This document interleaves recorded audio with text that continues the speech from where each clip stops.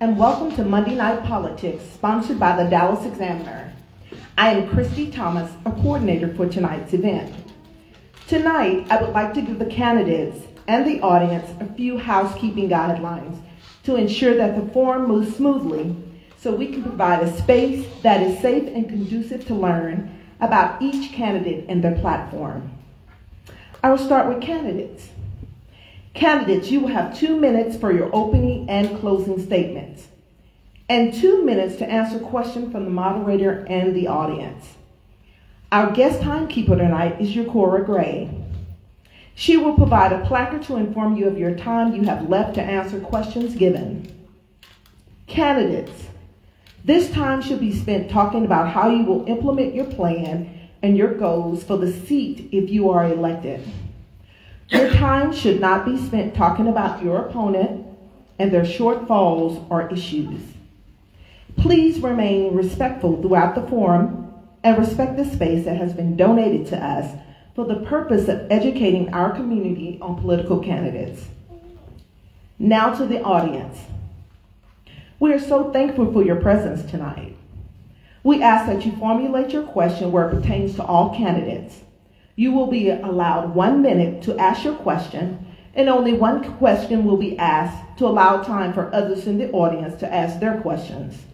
Again, please be respectful to prevent from any interruptions that could cause us to run out of time and not hear from each candidate listed to speak tonight.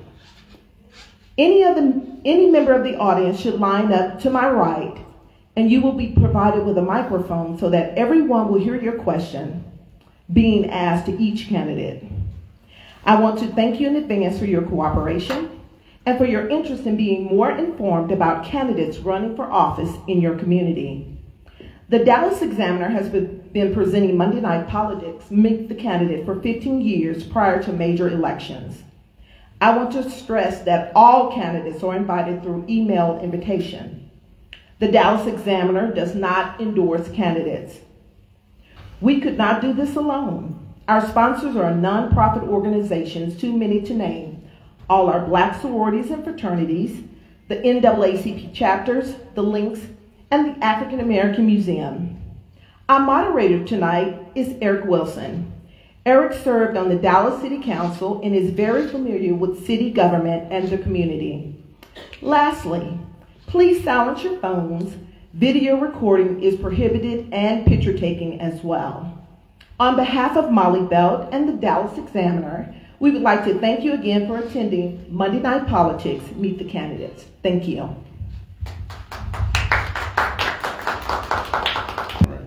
Good evening, everyone. Good evening. Thank you, thank you, thank you. My name is Eric K. Wilson. I will be your moderator for tonight.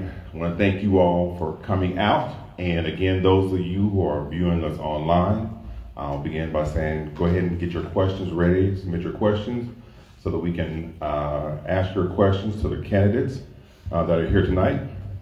As we begin, we'll just reiterate that we know, and let's see if this will work tonight with this audience. So when does early voting begin? February 20th. February 20th through? March 1st. Election day is? March 5th. This is a smart crowd. I love this crowd already. You are the one. You are the one. All right. It appears that some may still be hungover from the Super Bowl last night. Roads were kind of light today, so but nonetheless, it's still ineffective. So I want to thank you all for being here. And what we'll do, we will call out our candidates, and then we'll begin as accordingly. So again, I'll ask a few questions, and then I'll ask the audience to ask questions, and then we'll move on from there. All right. So with that, we'll start with tonight's first candidate. Set of candidates, it will be for U.S. Representative District 30, and that includes the incumbent Jasmine Crockett and Jared D. Davis. Please make your way to the stage. Okay, clap. It's okay. Good, good. So begin with your 2-minute opening, and then after that, I'll ask you questions. Thank you. Good evening. Good evening. Let's try that again. It's a couple of us, but a good evening. Good evening. I want to first thank you so much for the opportunity to be here and share with you in this venue.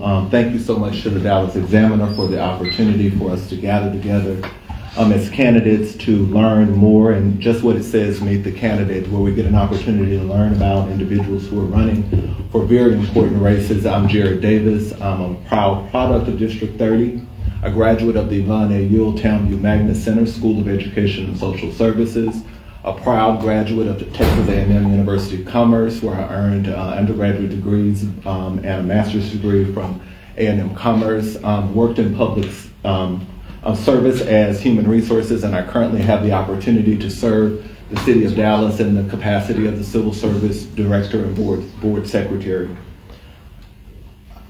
This is an important space that I think that we gather here today, and I wanted to start out, of course, by thanking the Dallas Examiner, but also recognizing where we're gathered today. At the African American Museum, which first started with the leadership and the vision of a lot of different people, but spearheaded by Maceo Smith, Mr. Organization, allowing the Negro and working with leaders in Dallas to create the Negro Hall of Life for us to understand about our life, for us to understand about our history. And we know that when we understand our history, we understand our future. And so as your candidate for District 30, I'm physically here because I care about the issues that affect us.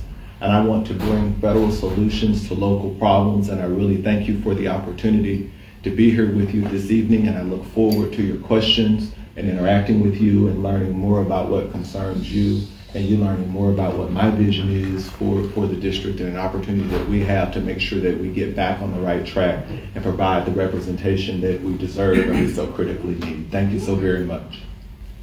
All right, thank you, thank you. We'll begin with our traditional question. So what motivated you to run for this position? A deep passion, being from Dallas, being from District 30, understanding the opportunities, attending Townview, and really getting a close glimpse of what are the issues that affect our community. When I think about what are our educational opportunities, when I think about what are our needs in healthcare, when I think about what are our needs in transportation, infrastructure, and really and truly gun violence in our area, we need someone committed to working with community organizations, working with stakeholders to create those solutions federally that solve our problems locally. And so when I don't see that happening, and I see the long legacy that we've had here in the district, and you see those missing pieces, something within you rises up to say, this is an opportunity. And being a public servant and having worked in government at many different levels and understanding what our needs are, my skills, my experience suggests to me that I have what it takes to represent us well, be connected to us, and actually show up and stand and be accountable for the results that matter in Washington, D.C. We have to move beyond the things that entertain us, and we need to get to the business of the things that sustain us. And those are long-term policies and programs and solutions to very critical issues that we must confront. We must get about the business of doing it, and we must include everyone in that work. And so that's what motivates me. That's why I'm here today, and that's what I see in our future here in District 30. And I'm thankful for the question and the opportunity to share with you my answer. Okay, thank you. You talked a little bit about fostering fostering relationships. So with that being said, share your strategies for fostering bipartisanship and collaboration in representing the interests of your constituents. Sure. Relationships are the thing, or is the thing that makes the world go around. In this district, we have a long legacy of Ada Bernice Johnson working across the aisle. We have a long history of even Barbara Jordan, choosing her seat near the center of the aisle to work across the aisle. There's never been a time before as more critical as now as to still embody that. You don't get there by calling individuals out and picking fights. You get there by understanding what are the common things that affect our community. We're so mired in what's red and what's blue that we forget that we're all human and have a common human experience. And so bipartisan relationships and collaborations are about fighting what's for the common good of us all. And those, when we talk about true politics and understanding true legislation, is what are those issues at the kitchen table? Healthcare, workforce development, crime, safety, those things that make all our hearts bleed and tick. So when you talk about bipartisan relationships, that's the key. I mean, we can see in Congress on both sides that there is no productivity on either side. We have to forge those relationships, understand what we have in common, because regardless of what district an individual represents, I take the notion, Eric, that when they go back home to their district, those individuals still need health care. They still need access to clean drinking water. They still need a crime-free neighborhood. They still need those things that I need in District 30, that we all need in District 30, and that's the work that's before us. And we don't get there through name-calling and grandstanding and things that make us trend. We do that through the hard work of meeting people where they are and what impacts and move the community forward. All right. So with that, are there any questions from the audience? You had a little time to warm up, kind of get an idea of what he's about. Don't be shy. All right.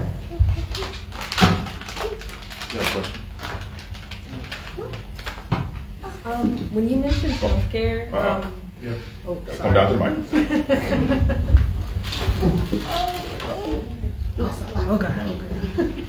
So sorry.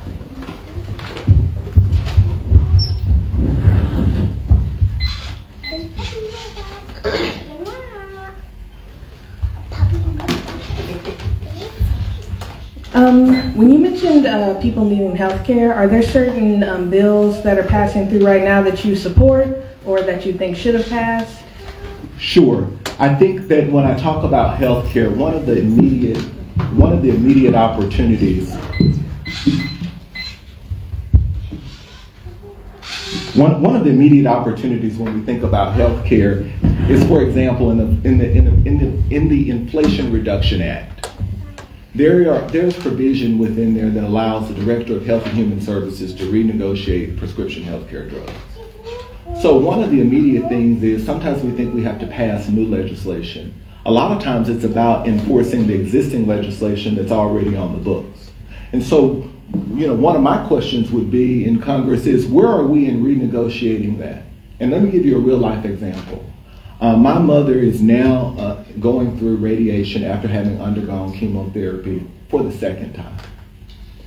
And one of the side effects of chemotherapy treatment just a couple of weeks ago was the fact that it gives sore throat, right? We know that individuals cannot swallow as a side effect of chemotherapy. When she goes to pick that prescription up at the oncology center at Methodist, because we believe in that health care in the southern sector as a Trauma One hospital, it's $50. That shouldn't be. That's a common prescribed drugs, and there are a ton of common prescribed drugs that we know that are within the system, but we squander the seat. We squander the opportunity to raise that question and ask that question of Health and Human Services, because it's already been put in legislation of how do we drive that down. And that's before we get to the comprehensive component of healthcare about expanding healthcare to make sure that we're covering mental health issues, because we pretend and still in 2024 as if it's still 1994 and pretend that those issues don't still exist. And so those are the things, leveraging the existing legislation that we have to make sure that we're getting the results that it was intended to do, but also working with others, both at the state level and the federal level, to make sure that we are expanding the comprehensiveness of care. All right. I have a question for you. What initiatives, or do you have an initiative to support or to stimulate economic growth and job creation within your district? Sure. One of the things that I would, so my background is in human resources and workforce development. So when we talk about workforce development and my experience working in the community college district, now known as Dallas College, I have a strong passion and an understanding for workforce development and the needs that we have. When we look at securing jobs in aviation as an act, for example, within that law is a whole provision around developing the future of aviation in terms of the workforce. So my question becomes, an initiative that I would have as your congressional representative in District 30 is making sure we're working with Dallas College to ensure that we are instructing and preparing the next generation of individuals who can work in aviation, for example. And there are a ton of other workforce development opportunities that exist that we must do in order to create the next skilled workforce that's going to exist in this district. Not everyone will go to college, and they shouldn't, and there's no harm in that. But everyone should have the opportunity to be economically viable and feasible in this district. When I look at Atlanta and I look at the economic opportunity that's flowing through Dallas, and as a former member of the Plan Commission, I understand where the land growth opportunities are, and they're in District 30, they're in the southern sector. So when we look at workforce development, we should have a strong priority and an unfailing commitment to making sure that our young people today and tomorrow have the opportunity to compete for jobs and obtain jobs. When we think about Dallas and our economy, it's the airport.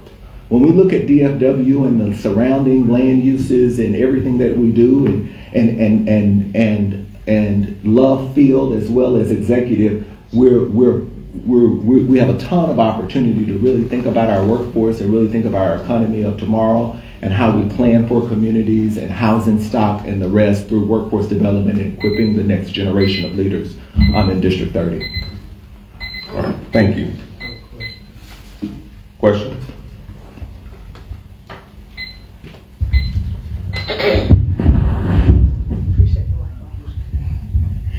Currently, there seems to be a lot of activity in DC, but not a lot of product, not a lot of results. If you are elected, what is the thing that you want to initially get on and then have a result from? Sure, thank you for that. I think we see a lot of activity, and I think you're right, and very little product. One of the things, you got to establish some congressional priorities. One of the things that struck me is Sam Rayburn, longtime Speaker of the House, told Lyndon Baines Johnson in his freshman year as a senator, he said, Lyndon, whatever you do, don't chase after national issues. Make sure you understand what your constituents need, and work to get them those results. So my congressional priorities would be around understanding constituent needs, developing those congressional priorities, which are around education, healthcare, transportation, infrastructure, and gun violence. Those are the things that need immediate attention. We have laws on the books, and so you have to put together congressional priorities, develop who your stakeholders are in the community, and work through those priorities and that plan to bring home those results. Otherwise, no one will know why they really sent you there in the first place, because you just blend in with the rest of the noise and the chatter that leads to very little product. But what I do know is that right here in District 30, we have individuals that want higher paying jobs. I know right now in District 30, we have individuals that don't have the access to the health care they need and deserve. I know right now in District 30, we have individuals that live in homes, but they're insecure, and those things lie at stake. And so we must bring that economic opportunity. We must expand those things in a real way and drive home those results so people can stand in account. You can't be afraid to stand up and show your report card. What did you achieve? A, B, C, D, or an F. That's your report card. Thank you. All right, staying on that theme of report cards, and we all understand that for employees to get to that point, they must first be educated. So with that being said, how would you advocate for increased funding for public schools and access to quality education within your district? We know that public education in the United States, and Texas in particular, is under attack. I mean, when you introduce the school voucher program, that we're trying to take away school choice. When we understand that the construct of education is local, then state, then federal. So I had a real good government teacher in school, so so I understand that you got a federal component to that, which this seat represents, and then you have a state component, and then you have a local ISD. And so what we're seeing at the state and local level is an intermingling of that to erode the educational opportunity. Federally, one of the things I want to understand is about school safety. We think about school safety a lot of times just in terms of students and how safe they are and what does that look like. The quality of your education is a large determinant on the fact whether or not you can get a safe education. And so one of the things I really want to understand is, and we want to understand it like we want to understand federally drugs in school, like we want to understand guns in school, I want to understand federally teachers and administrators who are subject to attack from students and their parents. That is one of the most number one threats to quality education that can be dealt with at the federal level. We need to understand that. And what I can tell you with certainty is the problem that we have in Dallas, DeSoto, Duncanville, Cedar Hill, and all those districts that comprise District 30. They have those issues in Chicago. They have those issues in Greenville, Mississippi. They have those issues in Pine Bluff, Arkansas, and all points in between. And so federally, we need to understand what are we subjecting teachers to, because after a while, we won't have quality education because you won't have qualified individuals in the classroom in order to teach them. So that's federally what I want to understand about school safety and education in particular. Questions? Questions from the audience?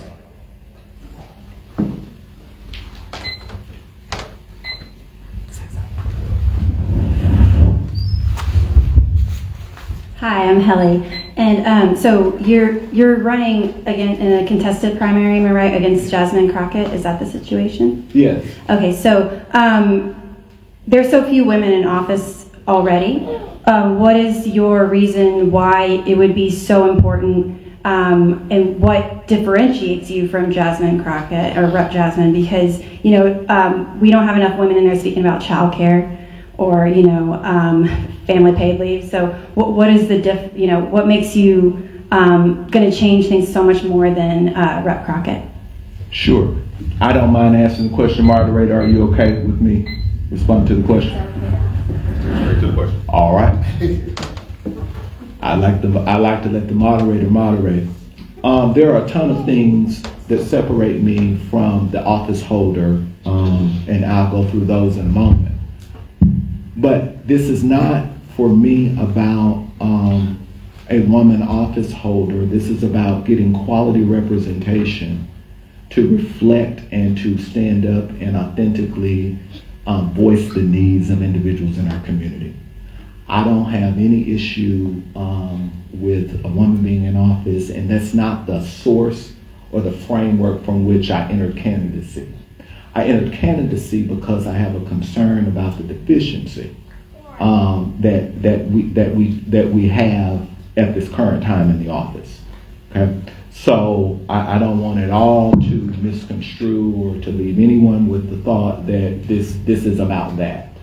This is about making sure that as we grow into the future, the next 30 years, when we think about District 30, my classmates, my friends, the future, my parents, the future is relying on us being able to set good policy and achieve good results. And so, the process and the democratic process allows for us the opportunity in this primary season to enter our hat into the ring to say, voters, I want you to consider another option. And that's solely what this is about. And it's really about the authenticity and service. I'm here tonight because I care about this work. I've devoted my entire career and my entire personal life to public service. And so I'm here because these are the things that I think that and I know that we must go champion, and we must champion with all deliberate speed, because we see what's happening in Washington, D.C. I think even you in the race, you understand what the challenges are, and so that's why I'm here. Thank you, Mr. Moderator. Thank you. Any other questions?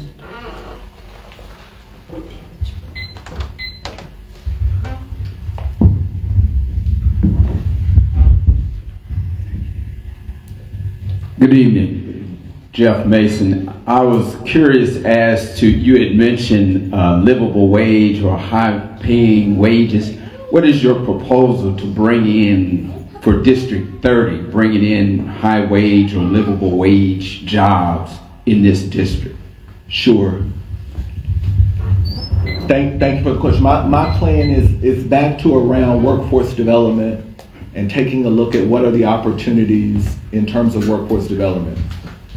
My planning and zoning experience teaches me that when we talk about livable wage, we're really talking about two different things. You know, aspirationally, we say we want people to get to $70,000 in terms of a livable wage, and we know with the price of with inflation and those costs, that's a real struggle and a real challenge. But what I'm talking about in terms of, and what I alluded to earlier, and I think the question stems from about livable wage, is using our zoning opportunities to create an economic development opportunity in District 30 with your southern suburbs.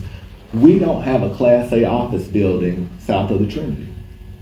And so I know from zoning and planning that you can't attract a corporation with people who are earning over $100,000 in terms of executives and managerial level individuals without that type of investment in the community.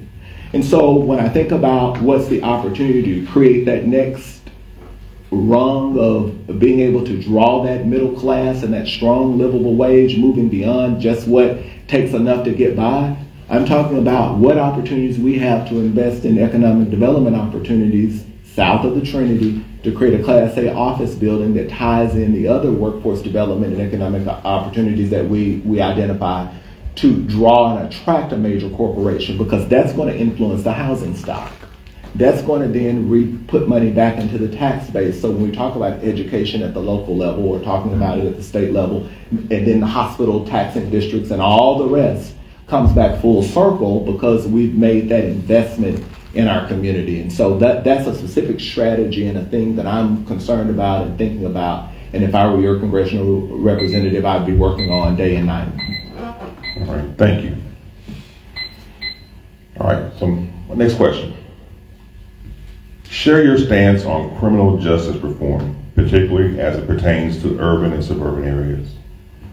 Yeah, I alluded to the criminal justice piece earlier with gun violence. I think that we've learned through data and lived experience, quite frankly, that our communities and communities of color, when I say our, that's the community I belong to, it has been over-policed, over-prosecuted, and over-incarcerated. I think that we know that.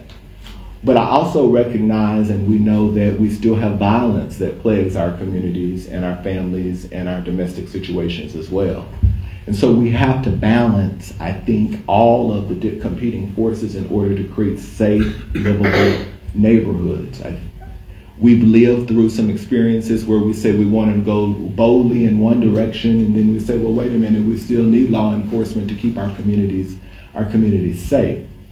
For far too long, and one of the things when I talk about gun violence is we see it from coast to coast, and particularly it's pronounced, I won't say it's pronounced, it's talked about more in urban corridors, because that's the measure by which we often measure our police and law enforcement individuals about how safe or relatively safe, or the picture of safety they can paint for the community. And so we see it quite pronounced in the urban areas, but we see it in rural areas too, that gun violence is out of control.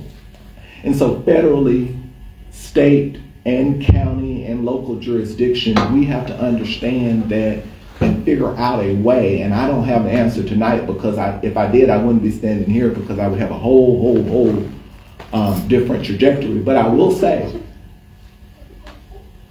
we can't treat the bullet without treating what caused the trigger to be pulled. I think we spend a lot of time talking about the bullet, but we don't spend enough time talking about the conditions in communities that drive the bullet, the actual trigger being pulled. And so we need to invest in mental health. We need to invest in those community resources. Feels like I'm getting up in the morning. Yes. So I'll give you a chance. You can take a drink of water while you. Thank you. Give you time for that. I don't know about you, but I can hear one of the sayings that my grandmother used to tell me all the time, that common sense isn't so common. You see it every day on social media, you see it in the news. Matter of fact, I guarantee you're gonna see it on your way home today. So with that being said, I want to ask you this question. What is your position on common sense gun control measures to enhance the public safety in your district? My position is to make common sense common. But your grandmother is absolutely correct that it's not common sense.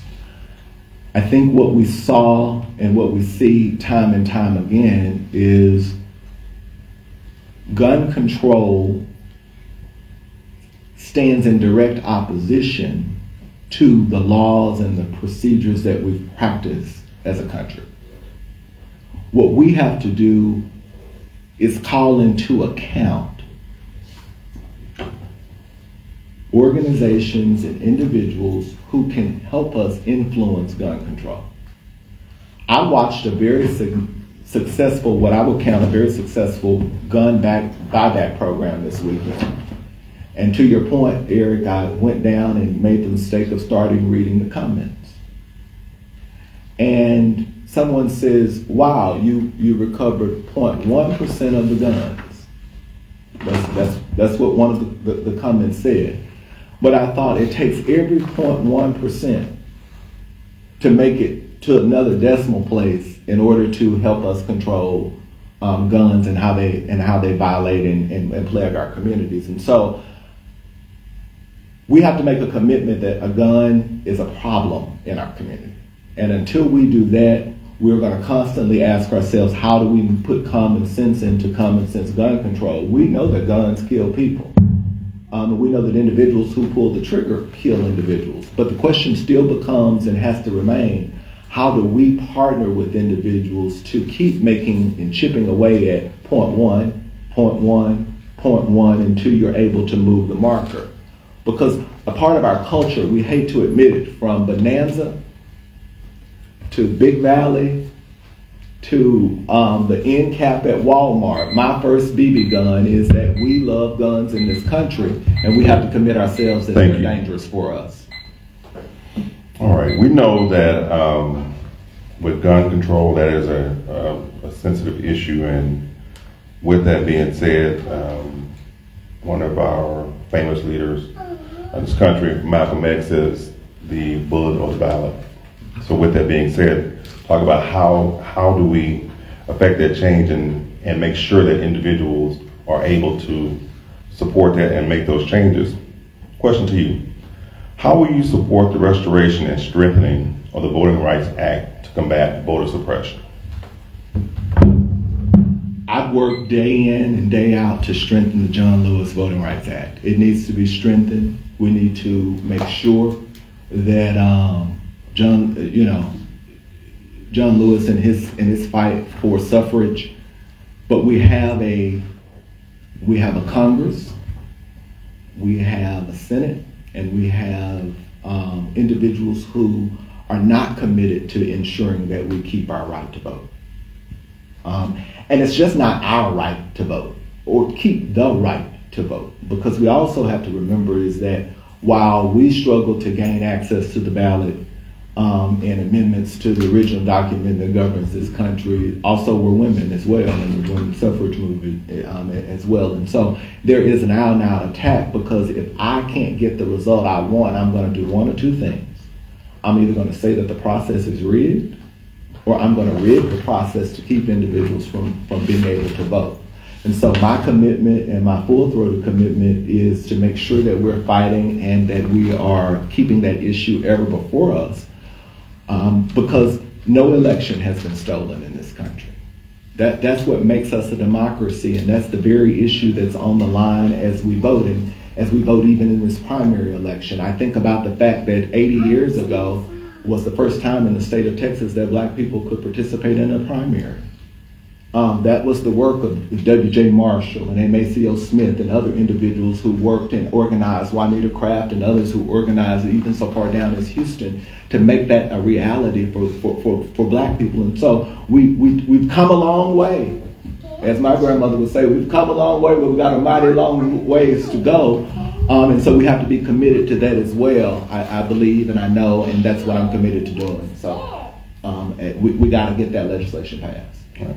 Thank you. Questions from the audience? Again, those that are online, please submit your questions for our candidates. Yeah, this is a two-part question, or two separate questions. One is one question.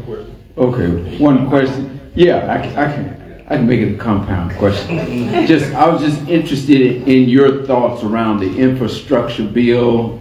If you were in office at the time, how would you have voted for that? And then just your opinion on the high-speed, not internet, but the high-speed rail system that we want to bring to Texas. Thank you for that. I would have supported the infrastructure bill. I support the infrastructure bill. I think it's one of the most important pieces of legislation that we've passed in a long, long time, and we sleep on it. We sleep on a lot of those pieces of legislation that I've talked about tonight, and that we think we have to go and pass a new piece of legislation. I think the Infrastructure Reinvestment Act is a critical piece. When we think about legislation, let me just pause. I'm coming back to the heart of your question. I don't want you to think I'm trying to skip around the compoundness of your question. I'm going to come back to it. But one of the things I think we sleep on sometimes is the fact that when we think about the Civil Rights Act of 1964, it stretched out all over the place.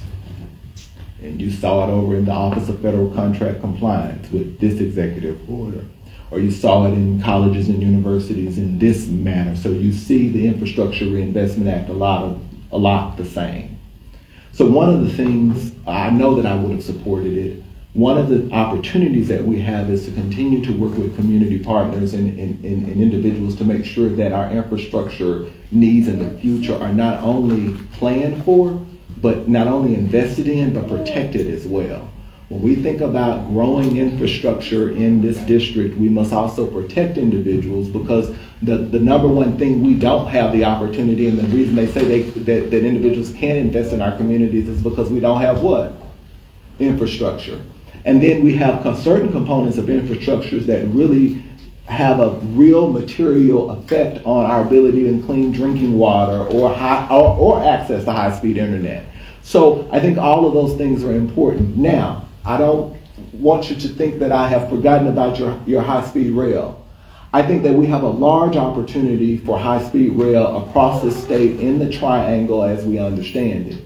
But what we also must do is make sure that we're protecting individuals in that path, we're understanding what impact that will have, and we're doing so in a balanced way. But it is an opportunity for our future here in this state and region. Thank you. I love when we have an intelligent audience to ask questions to kind of lead me into almost ask a question I was going to ask. That was a good question. It was a good question. So I'm going to give you an opportunity to kind of follow up on that, maybe a little more specific. What infrastructure projects or project do you consider a priority for improving transportation within District 30? You talk about, when we talk about the inland port in the southern sector of town, and we talk about connecting the rest of the loop, the commissioner has spoken to it as connecting the rest of 635 in order to bring those individuals back into the loop in terms of multimodal transportation and what are those infrastructure projects. I would support that. I support that because that brings some of that traffic off of those main arteries and roadways and brings it back out into a major infrastructure and thoroughfare. And so that, for example, would be one of the main things that I'm really concerned about, to make sure. Yeah, I have a bad habit of turning to the person who asked me the question. Oh, sorry. So, but connecting that network. There are a ton of other street networks and highway networks in the southern sector that still need to be completed in order to build out our infrastructure capacity. We know I don't want to call a city council district, but we still have individuals in certain portions of town that don't have basic infrastructure in order to live as people should be able to live in the 21st century, let alone the 20th. And so all of that, plus highways, bridges, waterways, we must look after. People keep coming to Dallas, and I'm not saying that we don't want them here, so don't take that. But as we continue to experience population growth, we got to have water source. So we got to continue to invest in our infrastructure to make sure we can support future growth in this region. So it's roads, it's sewer, it's wastewater, it's stormwater, it's everything that keeps our city vibrant and safe and productive. You spoke about bipartisan legislation or working in a bipartisan way. One of the problems that I think we have is also calling a thing a thing. So what is your idea of how you're going to work in a bipartisan way, yet getting legislation passed that is really helpful and not just having bipartisan legislation passed for bipartisan reasons? That's a very good question. I'm not interested in bipartisan legislation just to say you pass bipartisan legislation. Legislation has to meet the needs of constituents. So I'm fully committed to calling things, and it's, and everything else in between. But we have to understand what you said. You asked, your question says, what's the method? The method is going to your colleagues with your problem. It's not blue, it's not red, it's American insofar as we need clean drinking water. We need better access to multimodal transportation. And the fact is, we spend all our time doing what will trend and not doing what will matter. And what matters is connecting with individuals to understand what you're experiencing in your congressional district in Nebraska or wherever you are in your partisan relationship is no different than what I'm experiencing in Texas Congressional District 30. It's just in Texas. And so if you're unwilling, and if individuals are unwilling to confront that, then the world needs to know that. And that's particularly when you need to call a thing to say, your representative is not willing to work on an issue that's affecting you. I'm trying to work on the issue that's affecting us. I understand that it's affecting all of us. And so it takes us working together. And that's the hard work that doesn't get you on TV, but it's the hard work that impacts lives and changes communities and keeps us safe and vibrant into the future. Or we play the reality TV show game, and then we all get canceled in the end. All right, thank you. So, with that being said, I'm glad you said that it's about all of us, and we know that this is a federal position, so which means that we have to deal with the international side of it. Mm-hmm. So, with that being said, what role should the U.S. play in international efforts to address global challenges such as climate change and public health? It used to be a time where no one would even ask you that question. It used to be a time where everyone understood that America would play a leading role in what we should be doing about climate change, what we should be doing about global warming. But unfortunately, we've slipped into this place where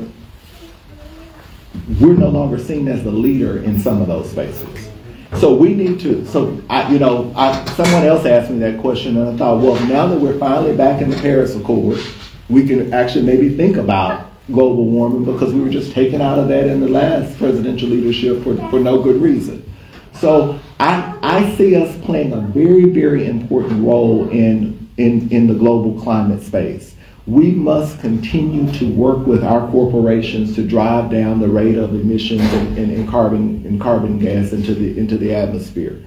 That's going to call for some hard decisions, but I think that we've laid the groundwork in terms of legislation and some of the other pieces that will help us incentivize organizations within the United States to drive those emissions down. But we must continue to be at the table, collaborate with our partners, including the UN. We must listen to our global partners and let them inform and instruct us on the things that we need to do in terms of a country, and not just assume that the fact that we think we have it right or we're unwilling to confront what the real issue is, that we have everything in the bag. And so I think we must continue to work to confront our global climate crisis as well as our security issues around the world. Hi, good evening. Your opponent, Ms. Crockett, since October 7th, she's voted on a significant number of pro-Israel legislation. And since October 7th, I've seen my tax dollars go towards bombing and mutilating innocent women and children. If you were elected, would you make it a priority to take care of the people here and not bomb innocent women and children in the name of democracy? Thank you for your question. So I don't see them as either or. I think, and I know that we can't bomb the innocent. And so as a member of Congress, I'm not going to support that. I am going to support the safety of Israel. I am going to support them eradicating terrorism, just as we would expect them to do for us in the United States of America. But at the same time, we also must maintain and be clear-eyed about what are international standards of how we engage in war, and making sure that we're protecting individuals who are innocent civilians. Because again, just as the question before about what's our role in international relations and our international security issue, we must continue to be the example. And the example must sometimes means that we continue to remind actors and individuals of what are our agreements, what is the way, what's the example. Thank you. All right, any other questions? All right, I have one. We talked about military. What is your stance on military spending, and how would you prioritize it with the needs of your district in federal defense funds? So military defense has long been a staple of our democracy and what we must contemplate and think about. I think the nature and the contours of our defense strategy has changed and is changing, I think, day to day. When we look at what's happening in the Middle East, when we look at what's happening in Ukraine and elsewhere, I think that we have some new considerations. And so without saying, oh yeah, I'm not going to suggest any more military spending, I think that would be short-sighted and foolish of me to say that. I think that what I commit to you is studying, doing my homework, understanding what the priorities are, understanding strategically where we're headed in a defense perspective, and making sure that we are invested, but we're not overly invested to where it takes away and otherwise diminishes the quality of life here. But all of that must be held over in balance against what are our needs in the district, what are our needs internationally, what are our needs nationally. And so that continues to be a consideration. As I look, I can tell that in the next year, what we spend on defense is going to be totally different. But one of the things we must first ask and answer is, why hasn't Congress passed a budget? I mean, we continue to operate on a continuing resolution that doesn't safeguard us from 1 month to the next, or however long the continuing resolution lasts for. So when we talk about defense spending and what's the priority in the next go around, the question becomes, to me, quite urgently, what have we done and what have our representatives done other than the name calling to make sure that we get a passed budget that prioritizes and safeguards against everything from defense spending to Social Security. So I think all of that has to be considered as we take a look at what's priority in the coming days, and even at shortfalls and surpluses and under budget situations that I think we, in time will find ourselves having to make those hard decisions. And so I'm committed to studying that. All right, you all have asked some great questions, and hopefully you've been educated and informed on the candidate's position. So with that, we'll move to our 2-minute closing.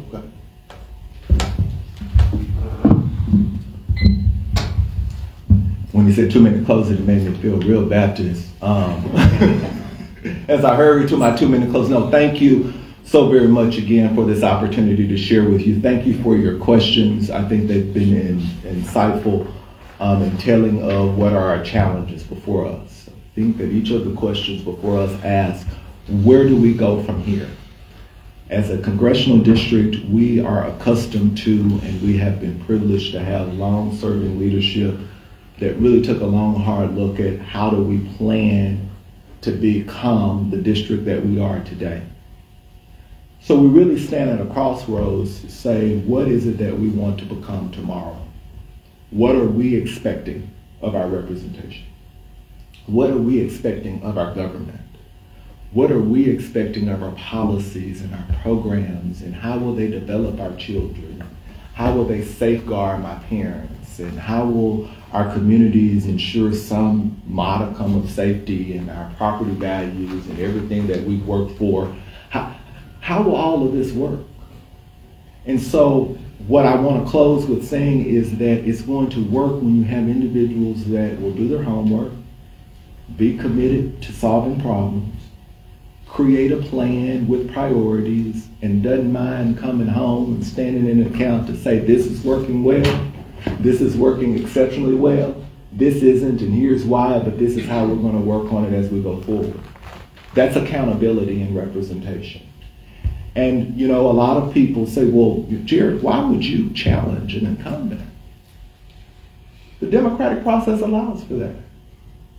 If not, then you wouldn't be elected every 2 years. You have to stand in account every 2 years. And so you don't get any credit for what you've done in 1 and what you've done in 2. You stand up and you're accountable. So I'm here to be prepared and ready to serve, and looking forward to your support, because I think that being in Dallas, you all know we can get the business done. Thank you. Thank you. Thank you. A round of applause. Thank you. We have our next set of candidates for U.S. Representative District 33. Incumbent Representative Mark Vesey and Carlos Quintanilla. Please come to the stage.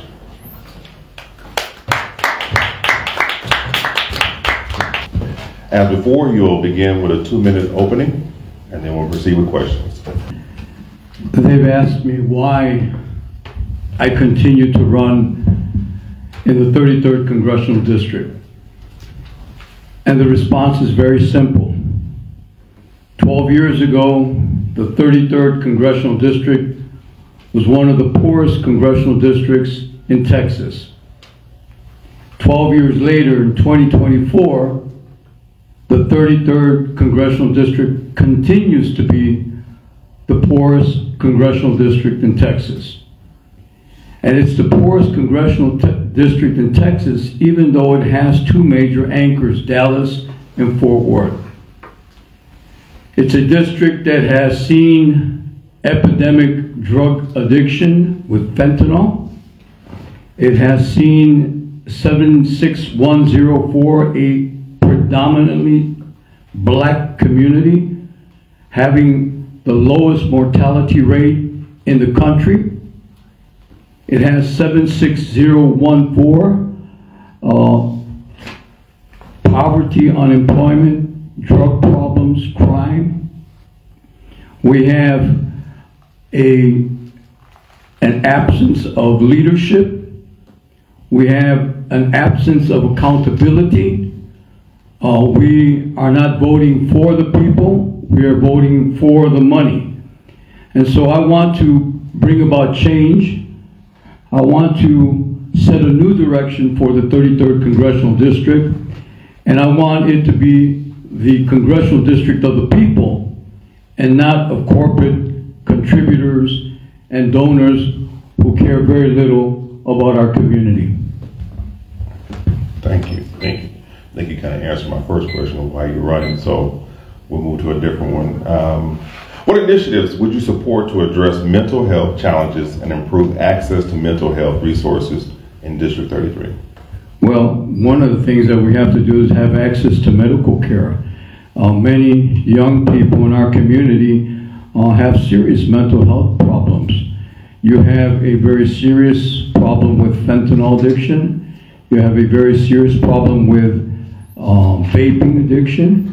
You have a very serious problem with alcoholism, and you have in our community, which is 72% Hispanic, 14% African American, and 10% Anglo, you have a very large immigrant community. And that immigrant community does not have access to equitable and accessible health care. So you have many people in our community, I speak about my community, that don't have access to health care. They don't have access to mental health. There's not enough resources in our community to provide the services that we need. For example, if someone is addicted to drugs, there's no health care, there's no drug rehabilitation programs. Where do they go? How do they get treatment? If you have suicide in the schools, where do you go for treatment? How do you resolve the issue of mental health? And so there needs to be investment in our community of the resources to address and attack mental health. And if that does not happen, you'll continue to have mental health issues affecting young people in our community as a whole. Thank you, thank you.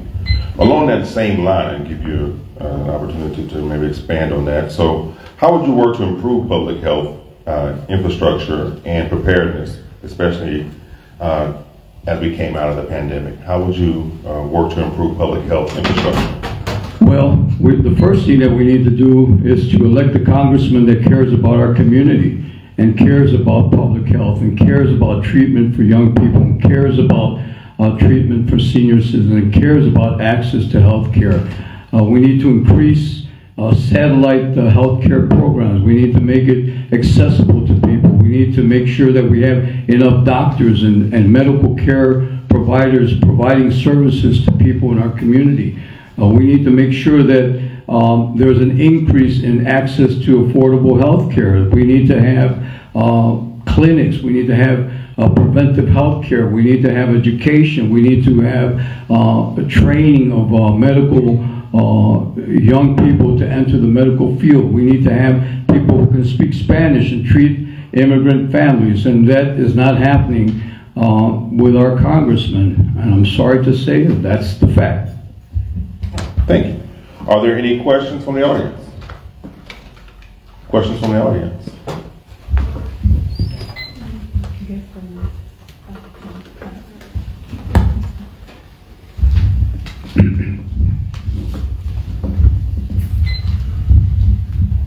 Good evening. You eloquently stated the position of the district 12 years ago and currently. What is your proposal to elevate it beyond where it currently is?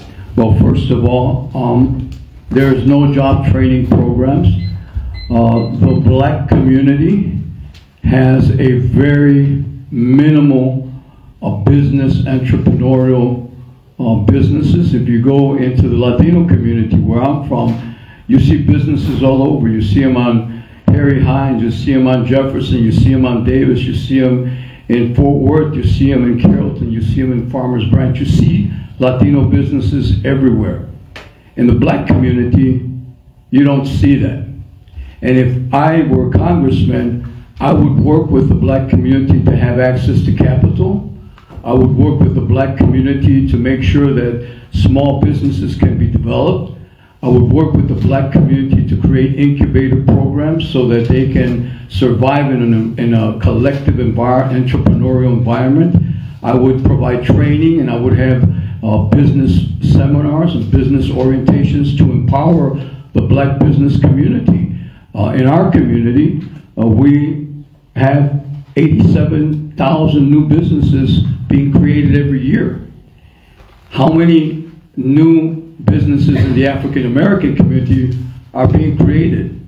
Not even close to 87. That's a major problem, and I'm going to address that. All right, thank you. Any questions? Any questions from the audience? Along this, you are really good because I like your questions. You always are one step ahead of me, so I'm just kind of give you an opportunity to maybe expand on that just a little bit more. What strategies will you advocate for to create new job opportunities and to stimulate the economic growth within the district? Well, I would have many years. I'm an old timer. There was a Comprehensive Employment Training Act, and the Comprehensive Employment Training Act provided direct resources to community organizations to provide training and job opportunities. I don't think that Texas workforce is doing the job to really provide the employment training and access to jobs in our community. So I would push earmarks so we can get on-the-job training programs, computer training programs, training in non-traditional fields like medical and technology. I would provide a on-the-job training program in construction, in electrical training and plumbing, so that Black and Latinos can get that type of training. I would work with companies and give them an incentive to hire people from our community by providing a salary stipend to those companies to hire individuals that need training. And that does not exist. It has not existed. It needs to exist, and that will be a priority of mine. Thank you. Any questions from the audience?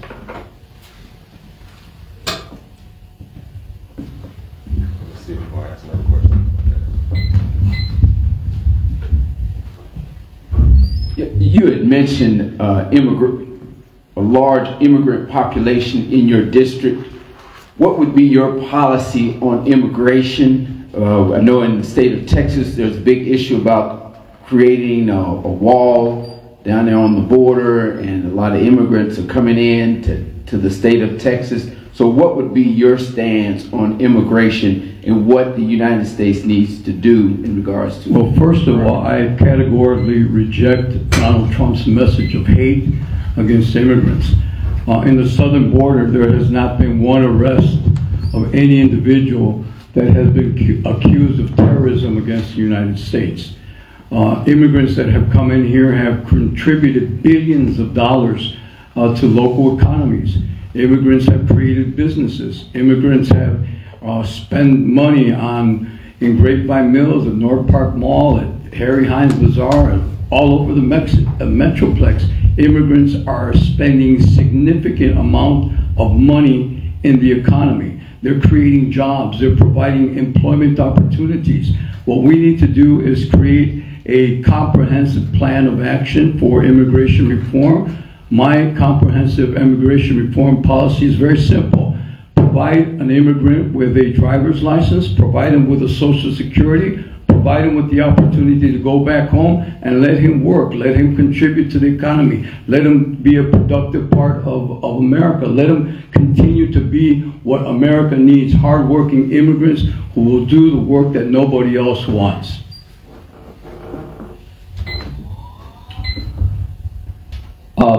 I commend you for running for Congress. Thank you very much. Your opponent has accepted contributions from Raytheon, the American-Israeli Political Action Committee, Lockheed Martin, and Elbit Systems, a publicly traded Israeli weapons company. What is your position on the situation with Israel and Gaza? Will you publicly call for a ceasefire today? I have repeatedly called for a ceasefire. I have repeatedly called out my opponent for saying we need time, we need patience to eradicate Hamas. But what is really being said is that we need time and patience to eradicate the Palestinian state, to continue the massacre of women and children, to continue spending billions of dollars to desecrate a sovereign state. I have been very clear, I have been very emphatic, I've been very determined to call for a ceasefire. What Israel is doing in Gaza is unconscionable. It is a violation of international law. It's unacceptable for the United States to continue to permit Israel to murder children and women. And it's shame on our Congressman Mark Veazey for not calling for a ceasefire. And I have to say it like it is. Mark Veazey has refused to call for a ceasefire, and shame on him. And I know I wasn't supposed to say that, but it had to be said. That's all right, Carl. I'll remind you, please refrain your answers to the question and not to your opponent. Yes, sir.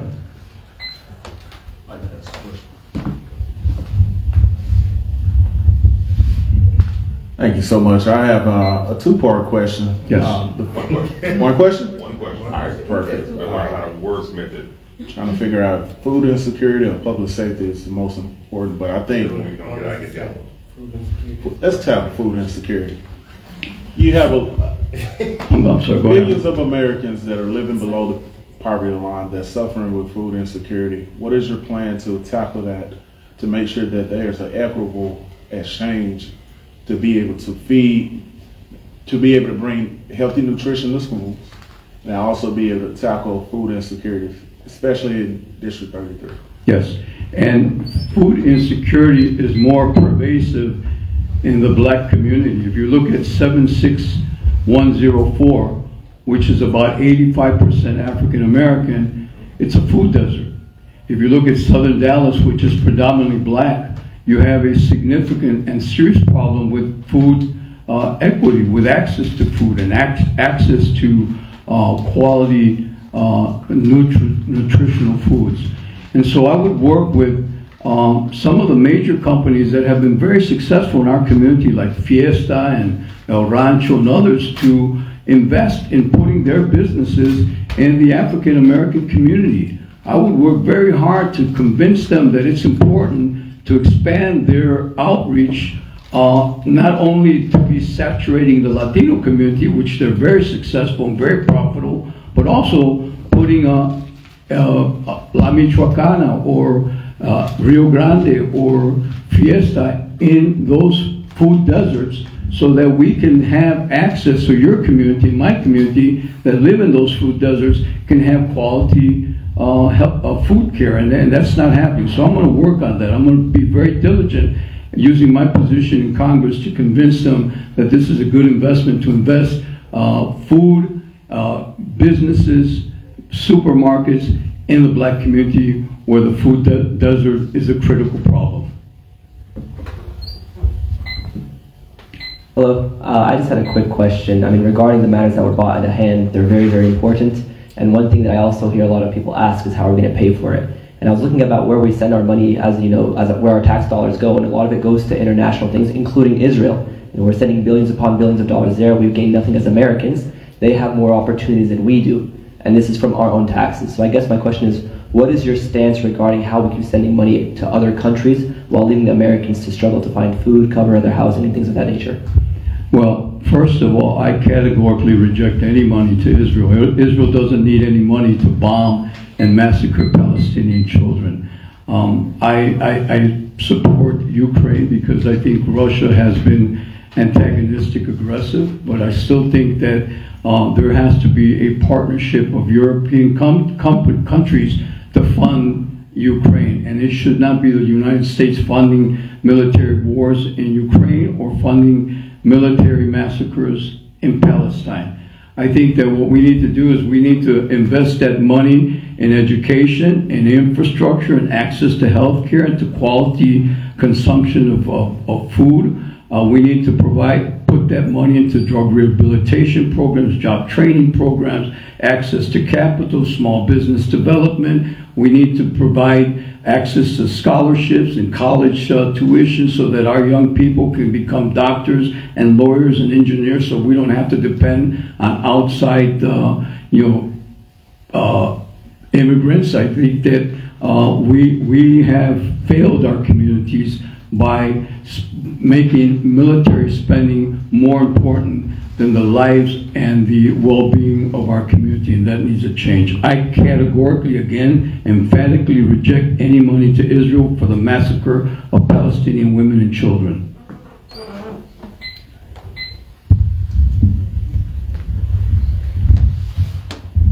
Thank you. Now for my second question. Yes. Would you support any legislation to collect statistical information about mass shootings in the United States? Could you repeat it again? Could you repeat the question? Yes, sir. I'm asking, would you support any legislation or host any legislation that would require for the statistical collection of mass shootings in the United States by the CDC? No, I would not. Why not? You know, information is private. I don't think that there should be a collection of databases. I don't think that the government should have information about our lives or about who we are. I don't think that there should be any kind of collection. I don't think it should be distributed, sold, or utilized without our consent. On mass shootings. Pardon? Not a debate. You asked one question. All right. So next, let me ask this question, kind of double back about, we talked about communities. We understand that communities are often made of two parts. You have the business side and then you have the residential side. So you mentioned a little bit about housing. So my question to you, what measures will you take to address the affordable housing crisis and ensure housing affordability within District 33? Again, I would take the $14 billion that's being sent to Israel to massacre Palestinian women and children, and I would take that $14 million and I'd spread it across America to build affordable homes. I would use that money to provide training programs for Black and Latino and others so that they can get training on sheetrock, on plumbing, on electricity, on infrastructure, foundation, and build homes in southern Dallas. I would build homes in 76104. I would build homes where there's a desert, where there's nothing to be seen except empty lots. I would build and build and build and build and take those deserts and create homes, livable homes, affordable homes for our community. I would push to get the money that we need so that our community can begin to live with dignity, with respect, in an environment that's clean and safe. And they can only do that when they have affordable homes and housing. All right. With that, this is, again, is a unique position because you're also dealing with domestic and international policy issues. So my question to you, from an international or foreign policy standpoint, what role do you believe the U.S. should play in global efforts to address issues like climate change and public health? Well, America should be a leader, but it should also call out its political representatives in our district who vote against the Clean Water Bill. When you have a politician who represents a congressional district and he votes against the Clean Water Bill, you need to ask him why. When you have a politician who is a congressman of the 33rd Congressional District and he votes in favor of the Keystone Pipeline, you have to ask why. If you have a politician who is a congressman of the 33rd Congressional District and he supports fracking and contamination of water, you have to ask why. And if we don't ask those questions, we can never be a leader in climate change. It would be hypocritical of us to talk about climate change when we have climate corruption in our own congressional district. And so my first order of business is to make sure that there are OSHA controls, that there's environmental protections, that we say no to fracking companies, and we say no to those individuals that want to pollute our environment. And I would start at home. And if we start at home attacking that climate change, then we can go talk about climate change in Denmark and around the world. And staying, another question?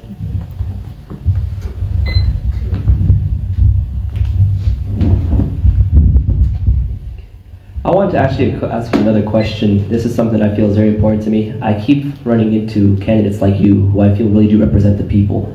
But I also feel like they get drowned out a lot by lobbying, which is essentially just like a legal version of buying your candidate. And it kind of drowns out the voices of the American people. What is one person against the billions of dollars in campaign money? You mentioned it, for example, with AIPAC, how there's basically people across the country to vote in favor of people who are against them. So is there anything that you would suggest against lobbying, making some regulations regarding that so we stop getting shut down by these corporations? Well, I would not, first of all, I would not accept any kind of contributions from AIPAC. I would not accept any contributions from Raytheon. I would not accept any contributions from Lockheed Martin. I would not accept any contributions from fracking and oil. I would not accept any contributions from any companies that contribute to the murder of Palestinian women and children. I would not take contributions from companies that want to build a wall that penalizes immigrants wanting to come to America to live a better life. So that's the difference. There's a big difference.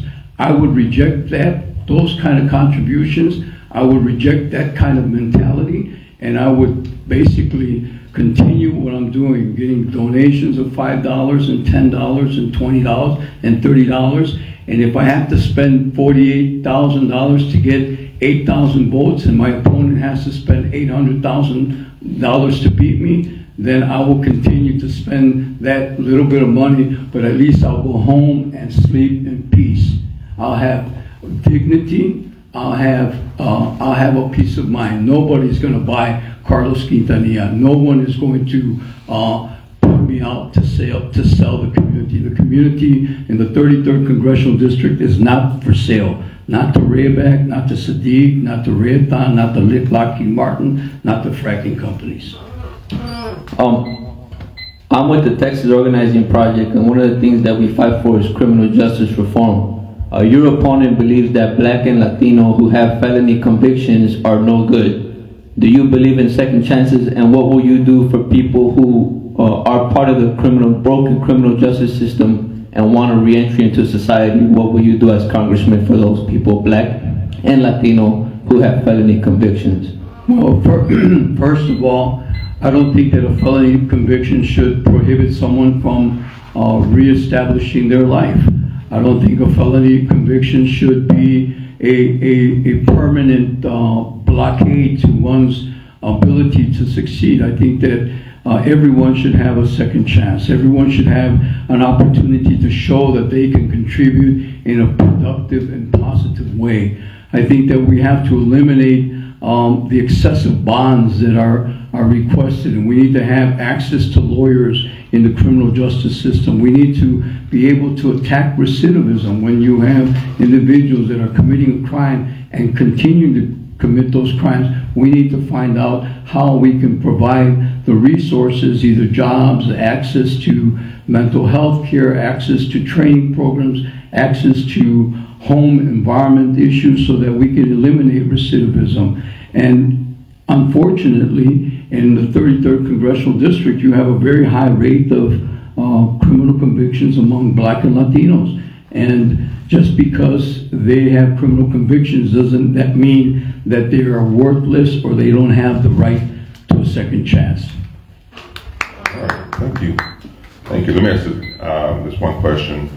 What legislative actions will you take to protect and advance reproductive rights for women? Well, I believe that a woman should have the right to choose what's in her best medical interest. If she wants to have an abortion, then she should have the right to have an abortion. If she wants to not have an abortion, then she should have the right to not have an abortion. I will support no legislation that would prohibit a woman's right to choose. Personally, I would love to have life. My son was a father at 15. I was a father at 16. I had the choice of aborting my child or giving my child life. I chose life. But that doesn't mean because I choose life that I should be able to determine whether a woman has a right to make a decision about her body. That's her right, her decision, and I will continue to state that position. I think that there should be more educational programs on reproductive rights. I think that women should have access to safety measures so that they don't have an unwanted pregnancy. And I think that we need to increase education so that we can address this teen pregnancy in our community, because that affects Black and Latino communities. And as a grandfather, I've seen firsthand what it is to be a grandfather, father, babysitter, and eventually see my son become the father that he needs to be. All right. One final question before we begin.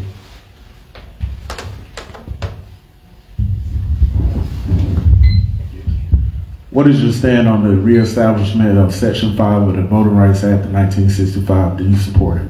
Well, my position on voting rights is statistical.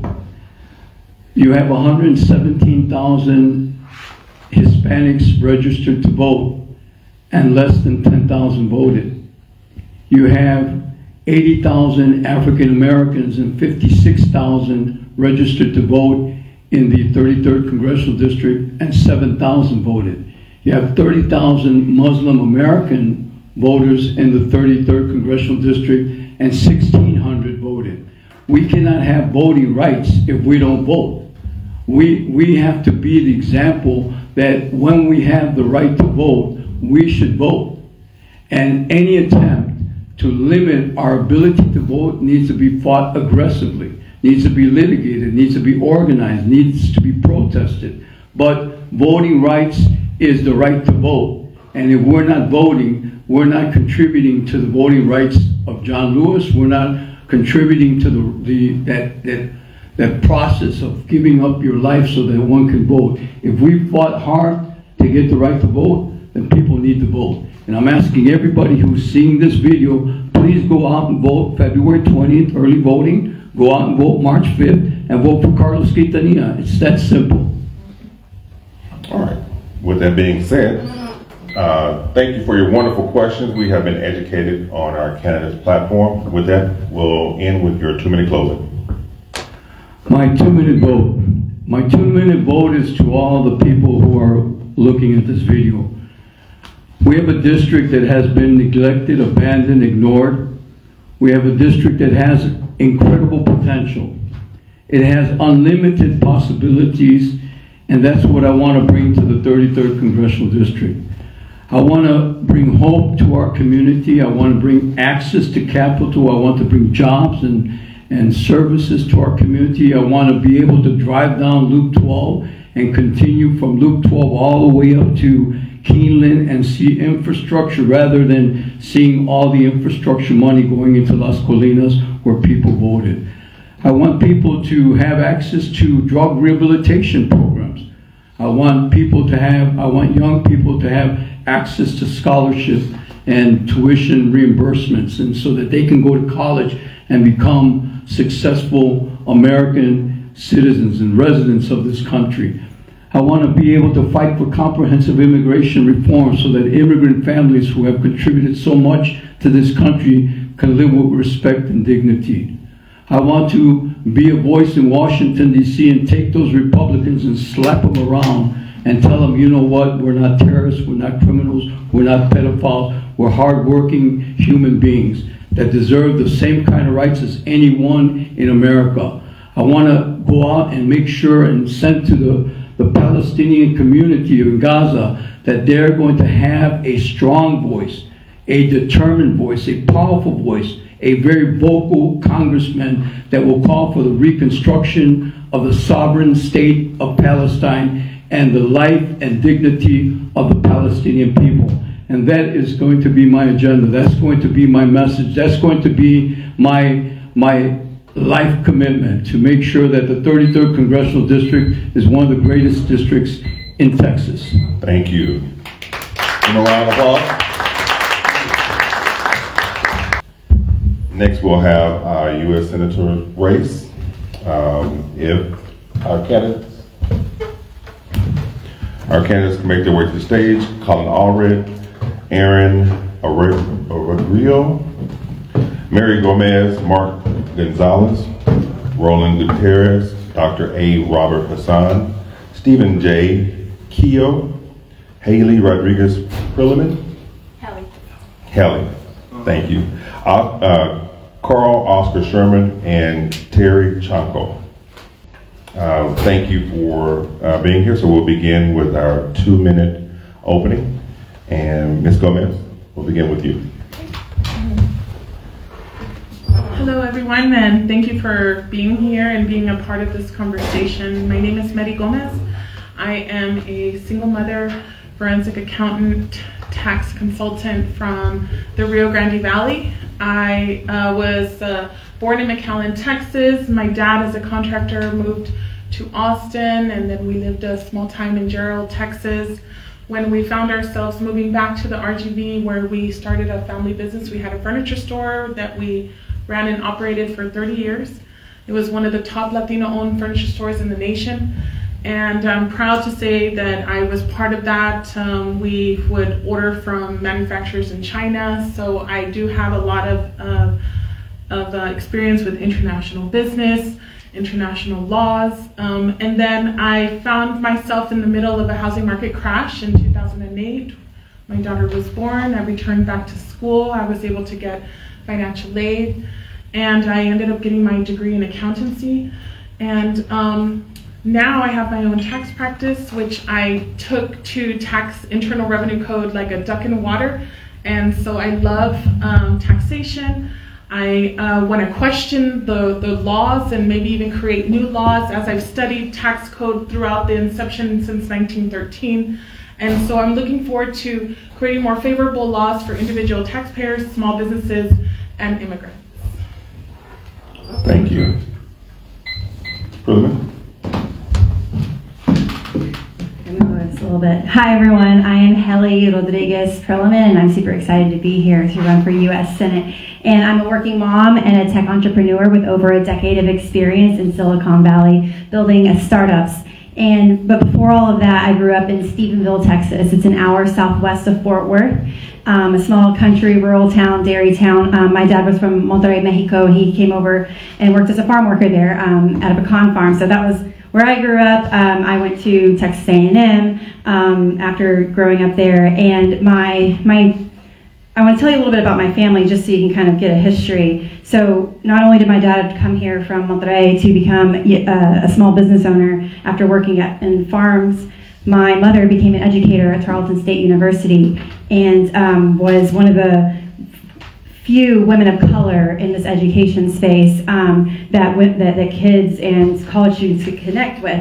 And so super, super important education. And also my grandmother actually was part of the civil rights movement in the 60s, and otherwise the year that MLK got shot and then Bobby Kennedy got shot, my grandmother actually helped hide Cesar Chavez in the basement of St. Patrick's Cathedral in downtown Fort Worth, trying to protect him as he was coming through the DFW area during that very volatile time where civil rights leaders were on a list, essentially. So I tell you these stories to let you know that I come from a long line of entrepreneurs, educators, and activists, and this is just part of who I am, and I'm super excited to be here as your progressive voice. I'm for Medicare for all, universal health care not attached to an employer. That includes mental health care, maternal health care, and overall health for you and me. And reproductive rights is also in there.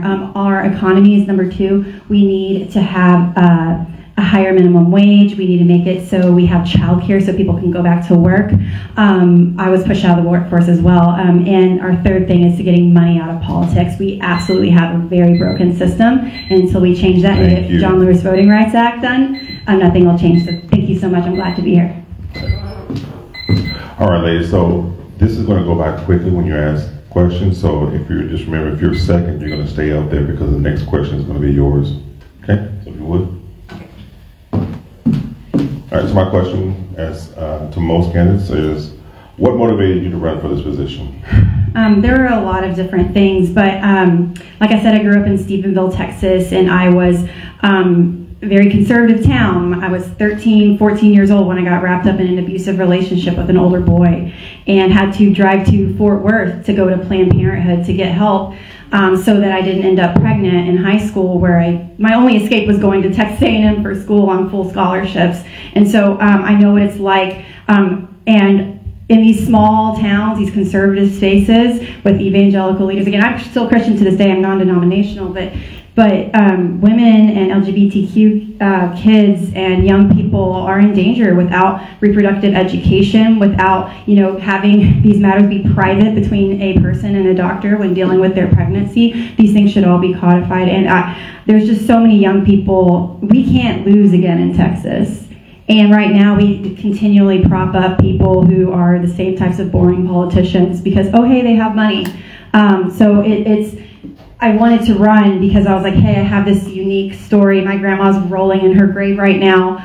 She got arrested a couple times boycotting things like lettuce and doing voter registrations. And so it's just so important that a woman, a Tejana, a woman of color who is progressive, who's speaking to these issues like childcare and just the things that we need. It's just so important. I knew I could come here and do something a little bit different. And also Ted Cruz, he's extremely, I would say, terrified of intelligent, pretty women. And so it'll be a totally different dynamic putting me against Ted Cruz opposed to, Colin or Roland or otherwise. Because right now, honestly, like if we put a couple, again, men at the top of the ballot, we will have shouting matches again of just talking points and policy nonsense, instead of actually someone who's passionate and can understand the real realities of women, of working people, and otherwise. All right, thank you. Before you go up, just want to remind candidates that answer the question as far as what you would do and not towards your potential opponents, whether they're here or not here. Thank you. So the reason why I decided to run was because I couldn't think of anyone better to run. And so I have been watching Washington. I've been seeing what's been pushed out of Washington as far as, laws. And I have so many ideas that I really want to start to implement or to introduce to the American system. I want to reintroduce some tax modifications in reference to small businesses, where we are going to return the 4.2% for employer match to from what it is at 6.2% to help small business. I also want to fix whatever Donald Trump did to our payroll tax system. I want to make sure that it's fair for individual taxpayers. And also I want to introduce the Corporate Accountability Act, which is unheard of, which is something that's going to raise the standard for corporations to be held accountable for their environmental factors, for their labor factors, and for their financial factors, because everybody should pay their fair share, and we should stop allowing for corporations to be taking deductions for taking their manufacturing overseas. We should stop allowing corporations to take deductions for environmental hazards that are occurring here in our beautiful land. And so I'm the person that is ready to question the law for that, and isn't afraid to question the law for that, because I know it can be done. I've studied Internal Revenue Code over the past 100 years. I know what's going to work. I'm ready to implement that, and we'll get it passed with the Senate majority, and I believe that we will have that. So as a woman Latina, as well as for single moms, I'm a voice to let mothers know that we need to become digital nomads, work with our kids, make a workforce that we've never seen before, especially including the immigrants. Thank you. Right. Yes. All right, so next question. If elected, what would be your 3 top priorities while in office, and how would you fund those? Three top priorities would be making sure that we pass an Equality Act, including women's rights. Also, I definitely want to revamp the tax code to include immigration tax, so that way we can, hey, let the immigrants know, y'all can come over here and work, but you're going to pay your fair share of taxes as well. And then also, I want to make sure that we take care of Social Security. Social Security is really important, guys, and I have been approached by some Republican candidates. They understand that I know the language of money, and so I snuck in there and took a look at what their agenda was and what their budgets are, and they have absolutely nothing ready for Social Security. But me, on a factor where I saw how much they're allocating towards Social Security in the budget, it's ridiculous. As an accountant, I will go in there and make sure that we are pushing it to the maximum to make sure that we take care of people's insurances and medicines and coverage and even benefits, guys, because that is so important. We need to raise the quality of life, because powering prosperity is what I would love to do. Thank you. Thank you. Can you repeat the question again? Yes. If elected, what would be your 3 top priorities while in office, and how would you fund them? Yes, so number 1, nothing will change in our political system if we don't get money out of politics. We absolutely, it's disgusting, and right now we've made it impossible for, unless you're rich, that's the only way you can run for office. Young people are pushed out, women are pushed out. And so by reforming overall campaign finance laws, making publicly funded elections where, hey, everyone gets $250 each, that's all you get per cycle. Hey, you only get to have 2 months worth of advertising beforehand, nothing else. There's things that we can do, and making it easier on the ballot to have information about each candidate. Our democratic system, it doesn't even give us the basic stuff to be able to make decisions and educated decisions about our rights. And so that's number 1. Number 2, healthcare, universal healthcare, not attached to an employer, whether you have insurance or not, you're paying so much money. I was quoted $3,000 for an MRI the year that I had my newborn. I was like, yeah, I'm not getting that done. I can't. Like, so many people have that situation, and small businesses can't hire because so many people, like restaurants, bars, nail salons, hair places, they can't offer insurance to their workers. It's too expensive. And so we absolutely have to pay for these things to even allow small businesses to be able to hire. And so universal health care includes mental health care. We have a huge mental health care crisis in this country and in this state. And so we have to fund these things. I'll tell how I fund all this at the end, but number 3, we absolutely need childcare. We absolutely need childcare. It's connected to our economy. It keeps people from working, and we just want to shame moms and otherwise for, not having enough. They can't feed their kids. It's like you haven't made it possible for them to work to actually get money to,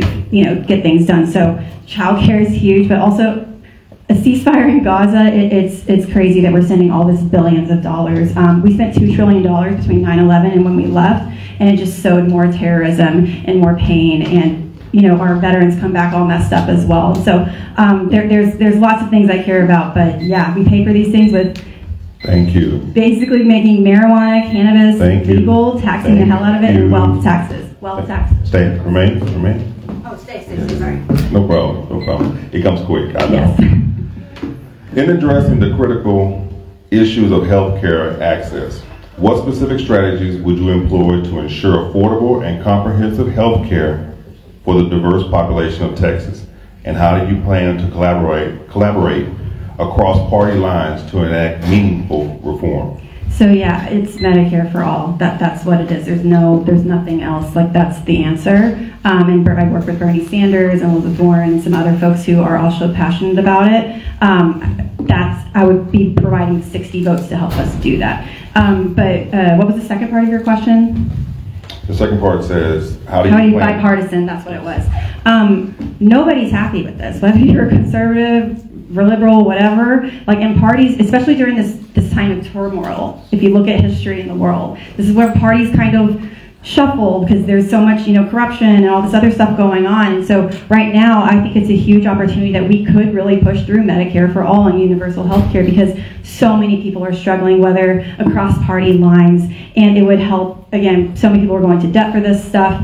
But the way you work bipartisan is by being a empathetic and just different approach than a lot of the male candidates that we've been putting in there. It's a lot of shouting and a lot of blaming, opposed to, hey, let's talk about things that we can actually get done together. And again, wrapping almost conservative or wrapping progressive ideas in more conservative Texan speak. Like, again, speaking about how it's hurting small businesses. It prevents small businesses from hiring. And so I think that, again, kind of speaking to it in different ways, and again, reaching across the aisle, it's a lot easier when you come from an empathetic female kind of perspective. It's just a little bit disarming, opposed to what's currently there, was just a lot of shouting matches and whatnot. Thank you. Can you repeat the question? Yes. In addressing the critical issues of healthcare access, what specific strategies will you employ to ensure affordable and comprehensive healthcare for the diverse population of Texas? And how do you plan to collaborate across party lines to enact meaningful reform? So, in reference to healthcare, from a tax perspective, I'm sorry guys, I keep going into that subject, but of course, the establishment of the Affordable Care Act, which is something that I have been a true fighter for since its inception in 2012. I have ideas about allocating certain methodologies when we're applying the amount of the premium tax credit. So the premium tax credit is a tax credit that you qualify to help pay for your premiums through Obamacare when you go through the open market. Of course, I want to make sure that we expand the open market, where you can sign on to get health insurance throughout the year instead of through a certain period. But in reference to the Affordable Care Act, it established what is called it established minimum essential coverage. So that minimum essential coverage closed any loopholes for insurance companies to not allow certain coverage. So that establishing minimum essential coverage was pinnacle to our healthcare reform. So in addition to minimum essential coverage, I want to create minimum essential medications that will be covered by the premium tax credit, so that way we can make sure people stay on their medications, ensuring mental health coverage as well. And also we make sure that they do not take money out of their own pockets to pay for these minimum essential medications, which is something that we need to sustain life. So in all, what we can do in order to secure bipartisanship is Republicans love money. They want to know what their bottom line is. At the end of the day, with minimum essential medications, we're going to make sure that the pharmaceutical companies keep a strategic advantage over their medications, and they remain innovative. So we'll cover the cost of medications that otherwise people wouldn't pay for out of their own pockets. And so when we talk about money and talk about helping corporations on an individual basis, Republicans will listen. Thank you. Question? Well, it was kind of for both. Yes. But mostly. Okay. Well, you answer it. Okay. Okay. Well, kind of like twist the word. No. Okay. Okay. So I am from Waxahachie, actually, and when I moved to Dallas in 2020, Colin Allred was the first Democrat I ever voted for. And at the time, I was in an abusive relationship as well. And I felt that he gave me a voice, and that he gave the voices to every 20-year-old girl who locks themselves in a bathroom to hide from a man on Fitzhugh Avenue, maybe. Now I don't feel like he's given me a voice. He voted to condemn my opposition to watching my tax dollars mutilate children as anti-Semitism. So how can I count on you to give me a voice in Congress? Thank you. For children, I'm so sorry, can you? Primarily for my tax dollars being used to bomb civilians, but. Oh yes, so as far as budget matters when it comes to government, yeah, we need to maybe pass some laws that are gonna be specific to not allowing us to negotiate with terrorists, and not allowing that those religious wars will affect personal peoples and what they feel that they need to allocate money to. But at the end of the day, I think diplomacy is really important, right? And we want to make sure that there is a ceasefire, that there is peace in Gaza, and we need to help and make sure that the money that's sent there is put to the right situation. So we need a little bit of micromanagement in that area. And I think someone with a degree in accounting will ensure all that, especially when the voters are holding us accountable. So I would love to be your voice to ensure that you know where your money is going and what it's going for. And just like with Iron Man, if there's something bad going on in a little town, you come and you tell me. And you make sure that we know that we need to stop that. And use some other kind of diplomacy, or yeah, even just remove some monies from certain areas. But making sure that we micromanage that money would be something that I can easily handle. Yes. Thank you.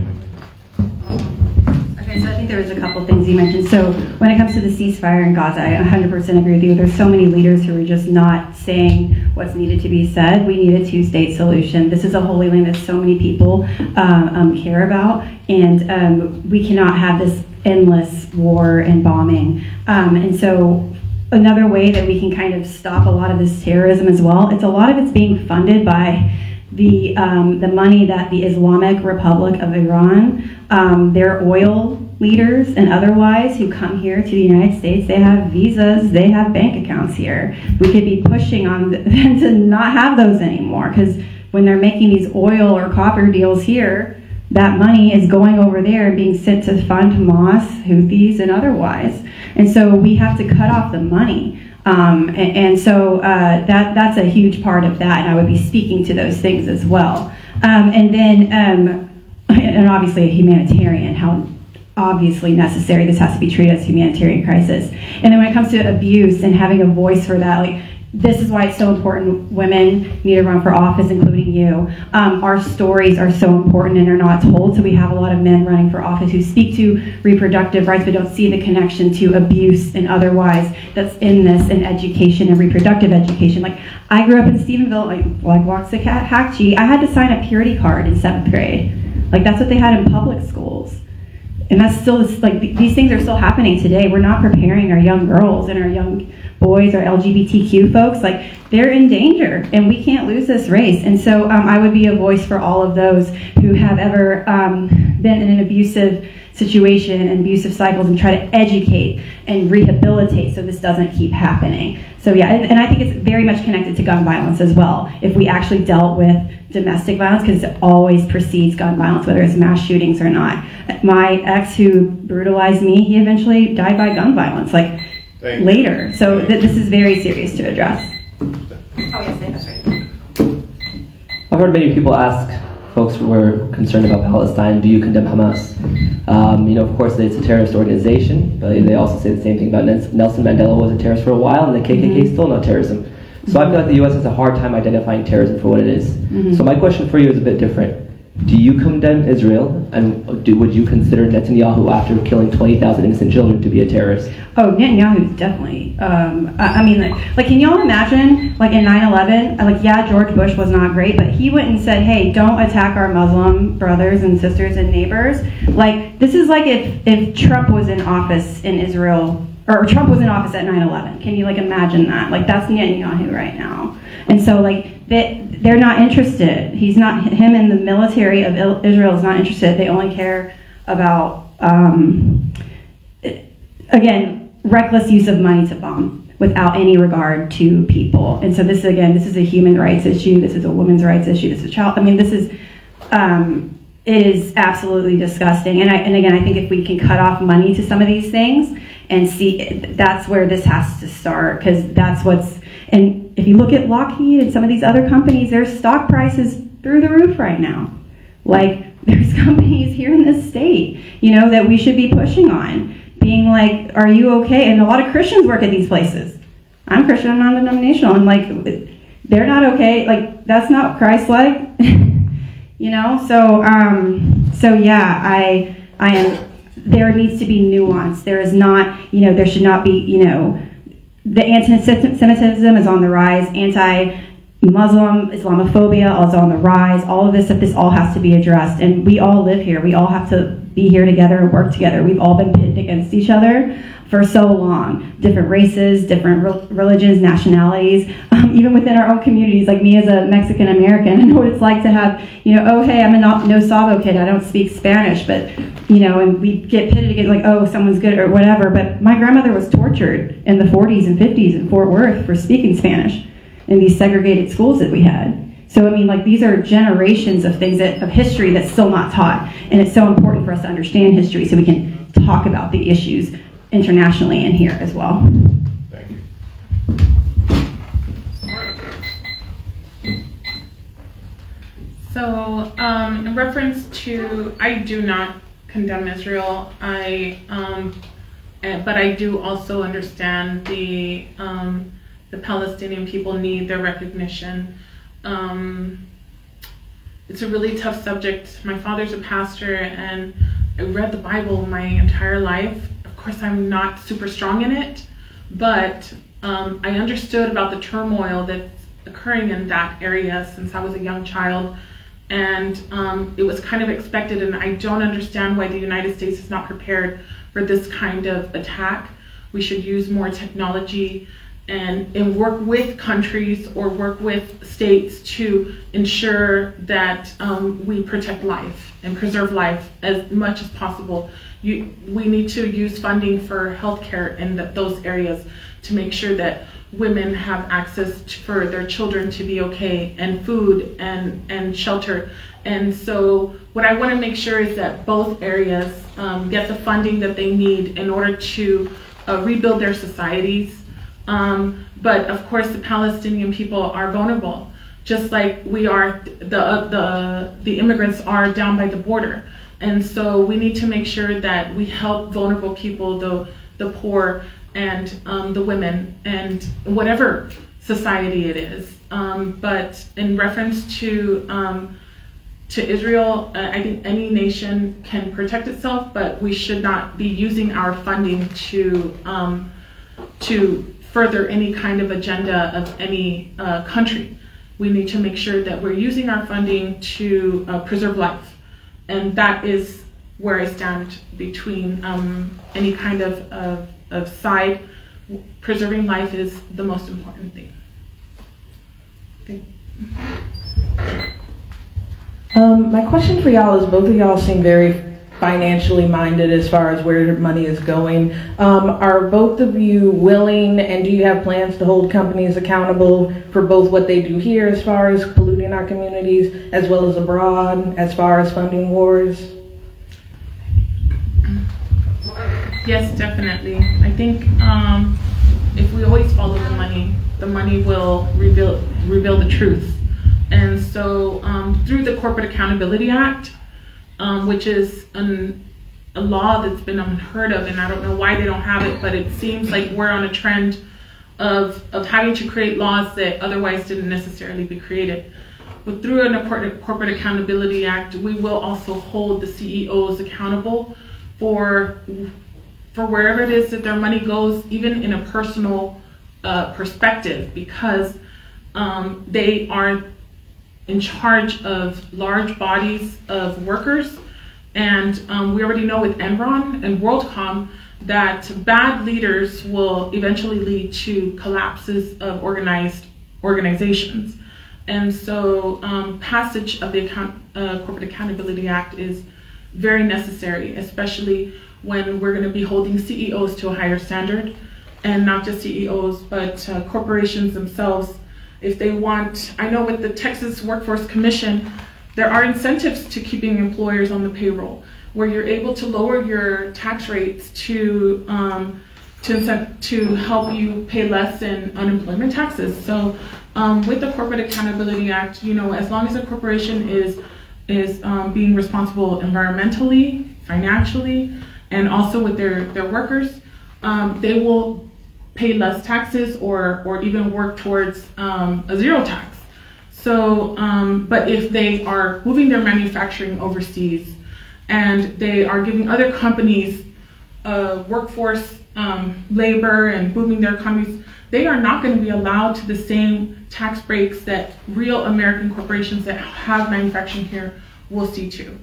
And also when it comes to terrorism, we want to make sure that a lot of these CEOs are going to be held accountable in a personal matter as well. So the question is specifically about corporate accountability kind of things.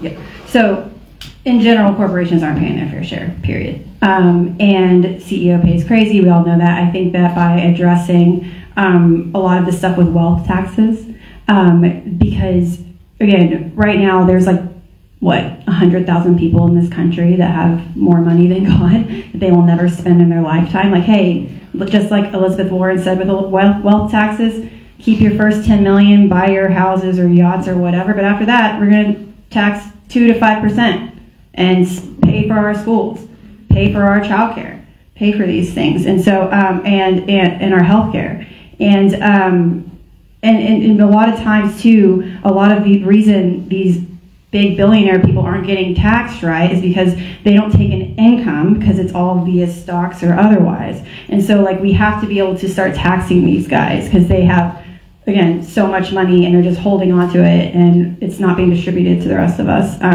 So yeah, that's my thoughts on that. Did that answer your question, or do you have a little bit more? There was a little bit more. What was the other part of it? The environmental. Oh yes, oh my gosh, yes.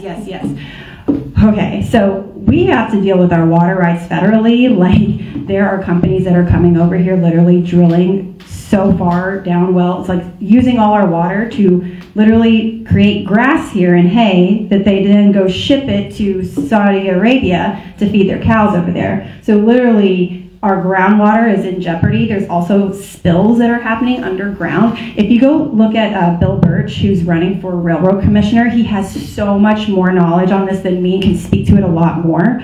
But yeah, we have oil and gas industry in this state that have been able to just do whatever the heck they want and play off of other states and otherwise. And so we have to end that. And I would be a loud voice in all this because, again, it's ridiculous how much money and corporate money runs politics. Oh, yeah, that's right.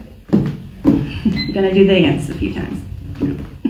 My question is, how would you tackle Citizens United and campaign finance? I see that's one of the things that you speak about dark money in politics. How would you tackle that, President, to be able to either codify that within the push for a constitutional amendment or other ways to tackle that? I think it should go along with like the Voting Rights Act and the John Lewis voting. I mean, I think that we should campaign finance reform, civics education. These are all connected, so people understand like why things are the way they are, what position does what. But yeah, I think that Citizens United, the fairness doctrine as well, where it's like our media doesn't have to be fair at all and doesn't have to actually give you facts anymore. So there's lots of these little nitty-gritty things, but the biggest thing is making it where our campaigns are publicly financed. Like that is what I will push for and get people to understand. And I think, again, the way that a lot of stuff is spoken to is legalese and lawyerly speak instead of just being like, hey, look, let's make this simple. $250 per person. That's all you get per cycle. Like, again, stopping how often you're able to advertise, making it where you're forced to have both parties or every candidate, even adjusting our what's required of our parties. Like right now, the Democratic Party, I'll give that example because I've been experiencing it firsthand. I was like, why don't y'all have an email list for every person who's ever voted Democratic in Texas, or text message list or whatever, message, hey, the filing deadline's over. Here's every single candidate that's based on your location and what's going on. And here's a little bit about them. Because right now we have candidates who are at the top of, most, whatever, and they're not as, strong because we haven't allowed the democratic process to happen because it's all funded by money, right? And so if we made it where even a Democratic representative who used to work at higher up, he said, well, what's the incentive of, anyone to, they put that work to get those emails or anything. It's like, do we want to win Texas? Do we want this process to be more equitable for people who don't come from money? So yeah, it's so important that we talk about campaign finance reform, the Voting Rights Act, and just push for publicly funded elections. So in reference to your question, I just want to shout out real quick to Represent Us. And I just wanted to let you know I have been an advocate on the background and the underground for the Anti-Corruption Act. I have a petition in my office, have had it in my office. I've currently been fighting against politiqueras, mail ballot harvesters, and also trying to push reform for local election laws to make sure that voters cannot easily move from city to city. In reference to the Anti-Corruption Act, that will also put a limit on money, create a lot more financial accountability. So if you get a chance, check that out. It's Anti-Corruption Act with Represent Us, and it's a really good organization. We have been working hard over and over and over to get that information out, and we will pass that Anti-Corruption Act with me in the Senate. It will, of course, hinder a couple of Republicans, but we will allow people like me, single mothers, like if you look at the numbers, I have no money, guys. And I'm doing very good on my polling. I'm actually, I guess, according to the polls, which we can't always trust, guys, but I'm in 3rd place with no money. And so that goes to show that our message is resonating with the people of America. And I know money, and nobody's gonna run circles around me. I will run 2 circles around them before they even get a chance to take 1 step. Because I know for a fact what needs to be done. And so I'm ready to hit the ground running once I hit the Senate. But believe me, I've come from an immigrant family, but we've been very successful. Money means nothing to me. No amount of money could ever get me to vote against someone who is more vulnerable than I am. And so if you look, I know money talks and bullshit walks, guys, but in reference to me, I'm walking and I'm broke. And so please know that it's possible, guys. So in the legal field, we call it venue shopping. So the headlines in the current paper is that Jeff Bezos could move and save $600 million in taxes. what can you do to stop or to at least explain to people how it is not beneficial for them not to pay their taxes? Yes, so Corporate Accountability Act, guys. I don't know how many ways to push this to every corner of the United States, but the Corporate Accountability Act would be able to create a net for billionaires like Jeff Bezos for moving his money, because he's going to have employees who are on government subsidies. If even one is on a government subsidy, you are disqualified in and out. That's the way the tax law. If this and that, then you don't get this. And that's just the way the tax law is, right? So we will apply that accountability to all corporations, big and small, because if at least one employee is on any kind of government benefits, and you know how we will know? Through Form 1095 A, B, and C. We will know because they're either covered by benefits or receiving tax benefits for their health insurance premiums through the open market. So what Form 1095 did is it removed a wall between Social Security Administration and Health and Human Services, and it got everybody talking.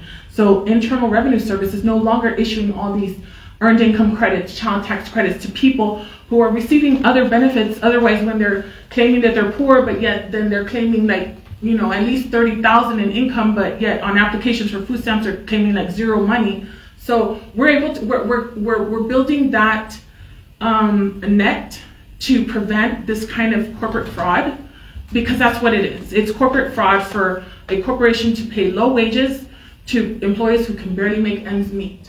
And with the Corporate Accountability Act, it's going to ensure that any kind of corporation cannot receive any kind of tax benefits or treat their retained earnings, their holdings, their stock in any mannerism that would jeopardize the prime investors, which are going to be the employees, which I would assume would have some kind of fringe benefits, stock options. But Corporate Accountability Act, it's going to take care of a lot of loopholes. Thank you. Oh yes. So in reference to someone like Bezos or Elon or whoever else wants to come over here and, you know, try to benefit, like our tax system needs to be where we need to quit giving incentives or allowing incentives for businesses or otherwise to come to certain areas. Like even if you look at, you know, rural Texas or these areas that are, you know, food deserts or otherwise, like regular people live there who have great ideas and can start businesses, and we're not funding them because they don't come from an asset class that they can take out small businesses against. Like, we have people who've been working in restaurants and know how to run a restaurant, and if they had the opportunity to maybe pitch this like a Shark Tank-like thing to the SBA, like maybe you want your own nail salon in your house, maybe you want a tech company, maybe you want a restaurant. We should be investing instead of giving tax breaks, putting money into new businesses, new and young entrepreneurs, creatives, and so that we can actually build a better ecosystem and economy that more people can build generational wealth, come from the bottom to move up, opposed to it still just being the same rich billionaires who get to fund everything, to write the checks to everything, decide who gets to start the businesses and all of that. And so not only that, but also for these Bezos and otherwise, wealth taxes all day. Like, you know, he has more money than he'll ever spend in his life, and we have people who can barely feed their kids right now. They don't have enough money for housing. Our wages haven't gone up. Like, it's shocking to me that we still have $7 minimum wage, and that's what it was when I was in high school. It's mind blowing. So yeah, we want to keep these guys accountable with wealth taxes, with preventing these tax incentives for businesses or otherwise, and start investing in the people. Did that answer your question, or was there anything else I said? Okay. Alrighty, we've talked about corporations, we talked about United States Congress and elections when it comes to funding. But we haven't talked about Article 3, which addresses the Supreme Court when it comes to funding that they've been receiving that hasn't been disclosed. So I would ask, if you were to be elected to this position, would you push for legislation to address a moral or ethics clause to be added into that Article 3 of the Constitution, addressing conflicts of interest when it comes to the Supreme Court justices such as Clarence Thomas? Thank you. Yes, I would do that 100%, and we would put term limits. We need term limits. People can't just be, term limits. I'll keep it short and sweet for you. Thank you. So like I said, we find ourselves trying to make laws in a world that we never thought we would have to make these kind of laws. And one of my first classes that I took at UTRGV, which is the #1 university in the state of Texas right now, was estate and gift taxation, and part of that we had to take big classes in ethics. And so I was introduced to a lot of different ethical case law where we had applied certain methodologies. We talked about WorldCom, we had talked about Enron, just different situations of just pure cynicalism, pure inhumanity, where they don't even care about a person who has worked for a Texas company for 20 years, a Republican company for 20 years, and they just fake profits, fake stocks, you know. So we need to set some new laws. So I would introduce new laws, an ethical act. You know, unfortunately, like I'm saying, like I have to create a corporate accountability act. I'll create an ethical act, especially for people in positions of power. Right now, I have a corrupt cop in court where they're dragging their feet on this case because she's a 25-year veteran. I could care less because she took an oath to office. You break that oath, you will be held to a higher standard. And public shootings, whatever, I don't care. As long as you do not hurt someone who is in a vulnerable position and misuse money, misuse your power. If you're gonna misuse your power, you will be taken out through some kind of legislation and held to a higher standard. But there will be criminal charges, especially with Judge Clarence Thomas. I would love to prosecute him to the highest level of the law, the land, to set a standard to make sure that we don't have any kind of repeat or copycats. So definitely going to be passing some laws in ethics. Definitely, guys. Yes. Oh, yes. Across the nation, there's been a lot of bills that are targeting public education, whether that's in the form of vouchers or book bans. What would you do in your position to protect public education? Anything and everything I can. Even as a senator, I wanted to make sure I am a product of public schools. I am a former state athlete and state musical singer. I was in the arts. And so a lot of who I am was because I stayed off the streets because of UIL, because of after-school programs, guys. They saved my life. They gave me ambition to want to be more, to want to do more. And not just that, public schools allowed for me to perform in arenas that I would never perform in. You know, to crowds that want to see a champion really get out there and go for the gold. And so I give everything that I am to public schools. I love my teachers, which they will vouch for me and they will talk about me, and they knew that there was something different about me because I never let nobody like tell me no or I can't do it. I was the first female powerlifter in the Rio Grande Valley, but I didn't have any competition, but I was breaking some records and those records are still being held at the university. So I want people to know that public school is a service to society. It needs to be funded, so I will secure funding for all UIL programs regardless of attendance and make sure that every public school has amazing facilities for students to want to perform in and stay off the streets, and facilities like this, performing arts centers that will give one person an encouragement to be an actor that will entertain us for the rest of their lives. So when it comes to public schools, I will be a fighter to the very end for whatever they need, including raising teachers' wages and securing the retirement, because right now, teachers' retirements are at risk. And as a tax expert, I see what the end result is of that. And teachers need to be taken care of because they don't know better otherwise. And I think that by the teachers' retirement, it's a big scam, guys. They are being able to earn interest in the private market at an alarming rate. Why can't teachers take their retirements out and earn that money too? Thank you. So there's a lot of limitations. Okay, so I'm also a product of public schools, and it's disgusting that we don't pay our teachers at least $80K a year. That should just be base level of respect for our teachers and the work that they do. But also public school systems do need to be reformed in some ways, a lot of ways, and we need to have them as more of community centers where we have, you know, showers for kids, we have childcare for teen pregnancies, we have, you know, resources for single parents and food. These should be central places for childcare as well for the community, and you know, our public schools are such a huge. It's one of those things where like it's part of our country's like being that we have a right to education, and so that, and we also need to have programs in schools that talk about, again, relationships, sex ed, abuse and trauma and mental health and how that affects over time and is passed down. We also need entrepreneurial education in schools as well. We, yes, college is great, and we also need to encourage people to be able to start businesses and what does it, you know, take to do that.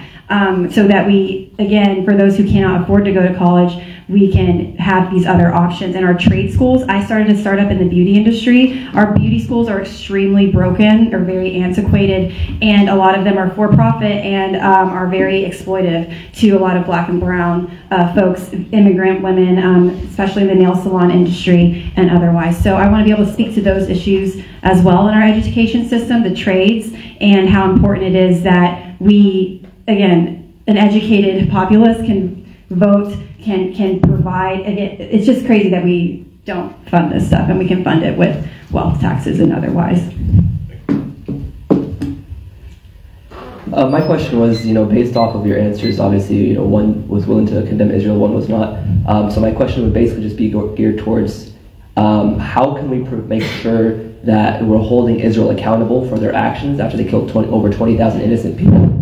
And more so, how can we make sure that they cannot continue to proceed with their attacks? Oh, well, I mean, we need to cut off the funding of them, just period. They act like they don't have their own businesses and money that they can use for their own thing. Like, money has to be cut off. And when it comes to, what was the other part of your question? The funding, and then it was the 20,000 people killed. How do we hold them? Oh yes, holding them accountable. Yes, much like after we did with like the Nazis in World War II. Like, we need to be doing these things. Like, this is serious. Like, this is literally way over the top of like, this is gonna sow more terrorism. Like, it's astonishing. It's a human rights issue. So yeah, just like we did with the Nazis. Yeah, Thank you. Yes, so if it comes to removing funding, yes, definitely. And definitely holding anyone who is responsible for crimes against humanity is necessary, including our local terrorists who shoot Mexicans in El Paso. So we need to hold people who kill innocent lives to a higher standard, and I don't know if there's already like the World Organization or the UN that is doing something like that to prosecute them, but it just doesn't look like they're getting anything done because they've been applauding, you know, dictators in the UN, and so. Here in the United States, though, we can easily pass some laws to hold people who are destroying life accountable. It's unfortunate, though, that the legal system just drags its feet when trying to hold someone accountable that did an obvious wrong. And then what can we do to them personally? Access their bank accounts? Then that means we have to pass laws against privacy. So we are learning as we go. It's unfortunate that there has been a disruption in the area, but according to us Christians, we kind of knew it was coming, right? And I'm upset that, no, not the killing or the massacre, no, but the turmoil in the Middle East. It's been going on for decades and decades. We know that's coming. We need to do something more diplomacy. There has to be something done, but it's really hard to fight a battle of ideologies. It's really hard. And so we have to fight with the heart.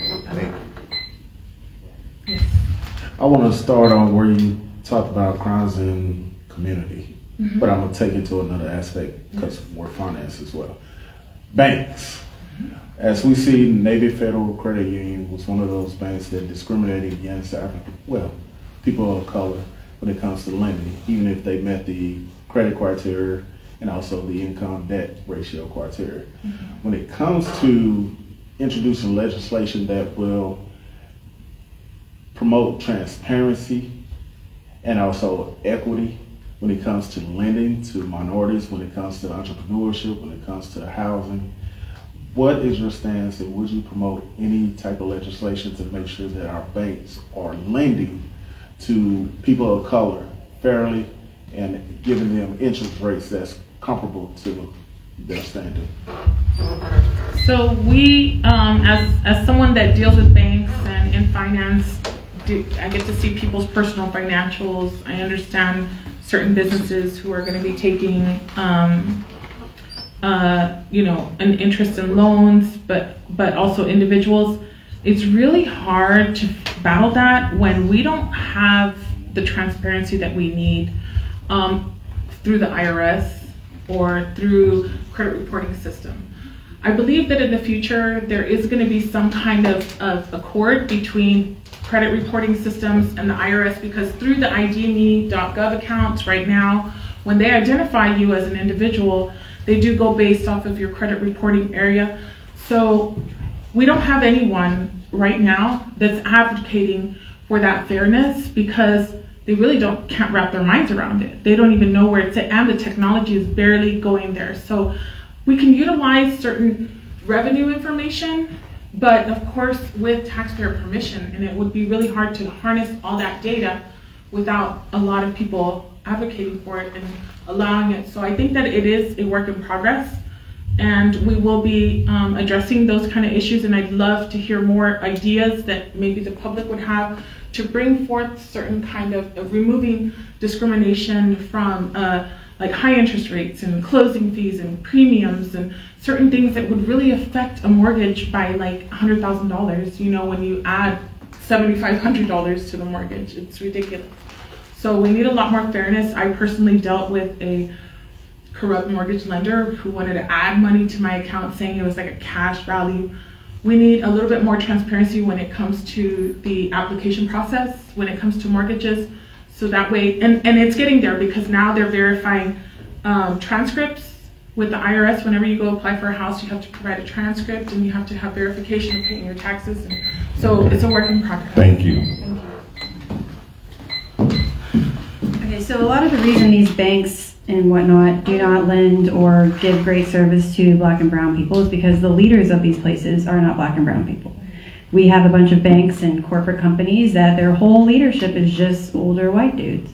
And so when you don't have diversity in leadership, you don't, or in your staffing or otherwise, it makes it, again, these systemic racist, bias types of things continue to happen. So I think it's super important that we also elevate there. Like I know of different Black founded, brown founded banks that are trying to, again, start something different that has a different culture, right? So I think that we should encourage where you can see leaders who look like you in these banks and people, so that, again, it's just a better situation from coming from the community. So I think, yeah, we really have to, it's kind of going to show how important DE&I education and otherwise is, so people understand why these things continue to happen. And so like even my dad was one of the, you know, as a Latino, was denied getting loans in Stephenville, Texas for trying to start his battery and tire business because he was like, oh, keep dreaming. He had everything there and the person was like, oh, keep dreaming. Like that's it. And so again, we have to kind of deal with some of these overarching issues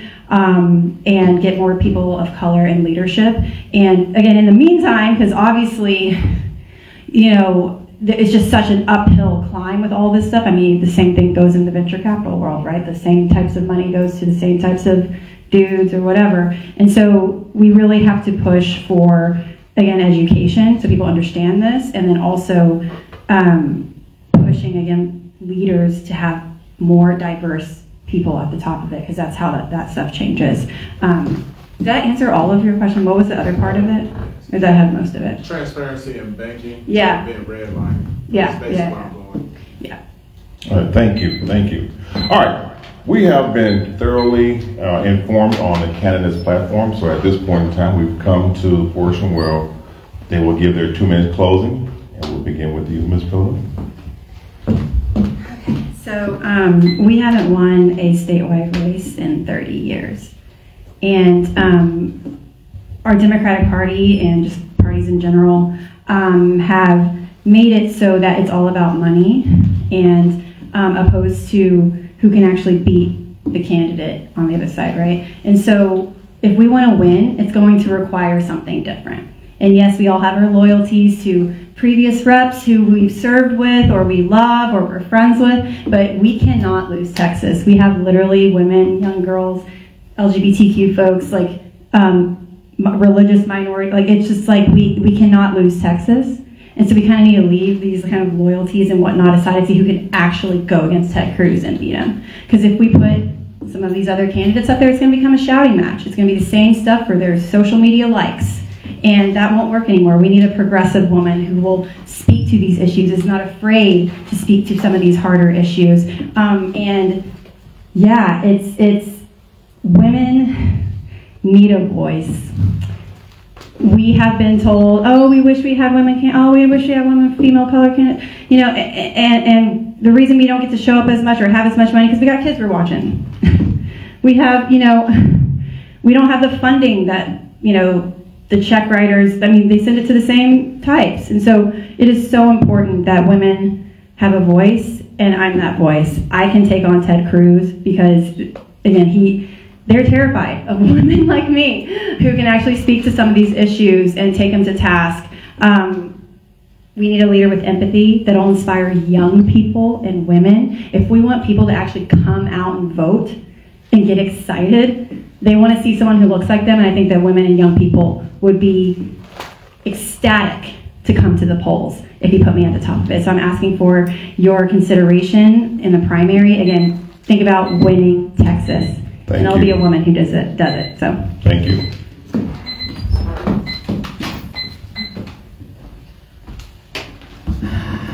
Dear voters of Texas, my name is Mary Gomez, and I am your candidate for U.S. Senate.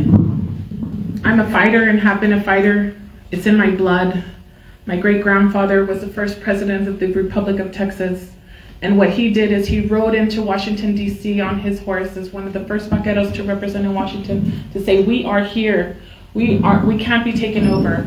But it's unfortunate that a lot of science and technology, you know, including gun technology, took over the vulnerability of the Mexican people.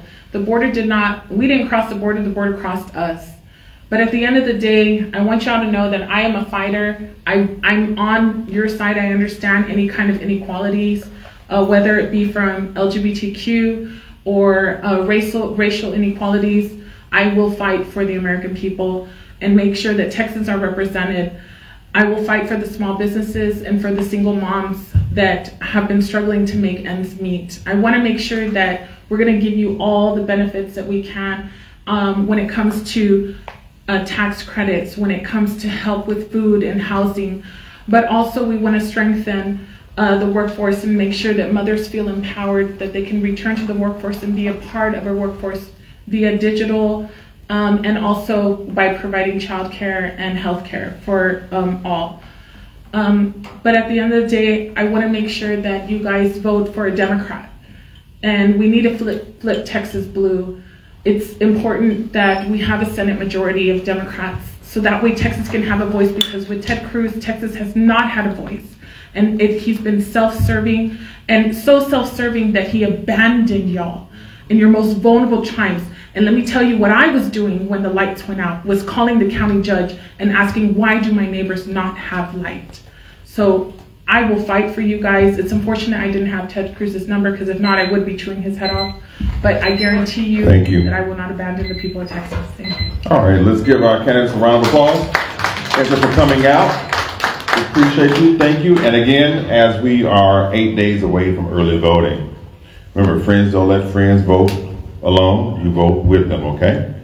All right. Until we meet again next week, we'll have our Republican candidates from We've invited Republican senators and representatives from District 32. All right, with that, good night and see you next week.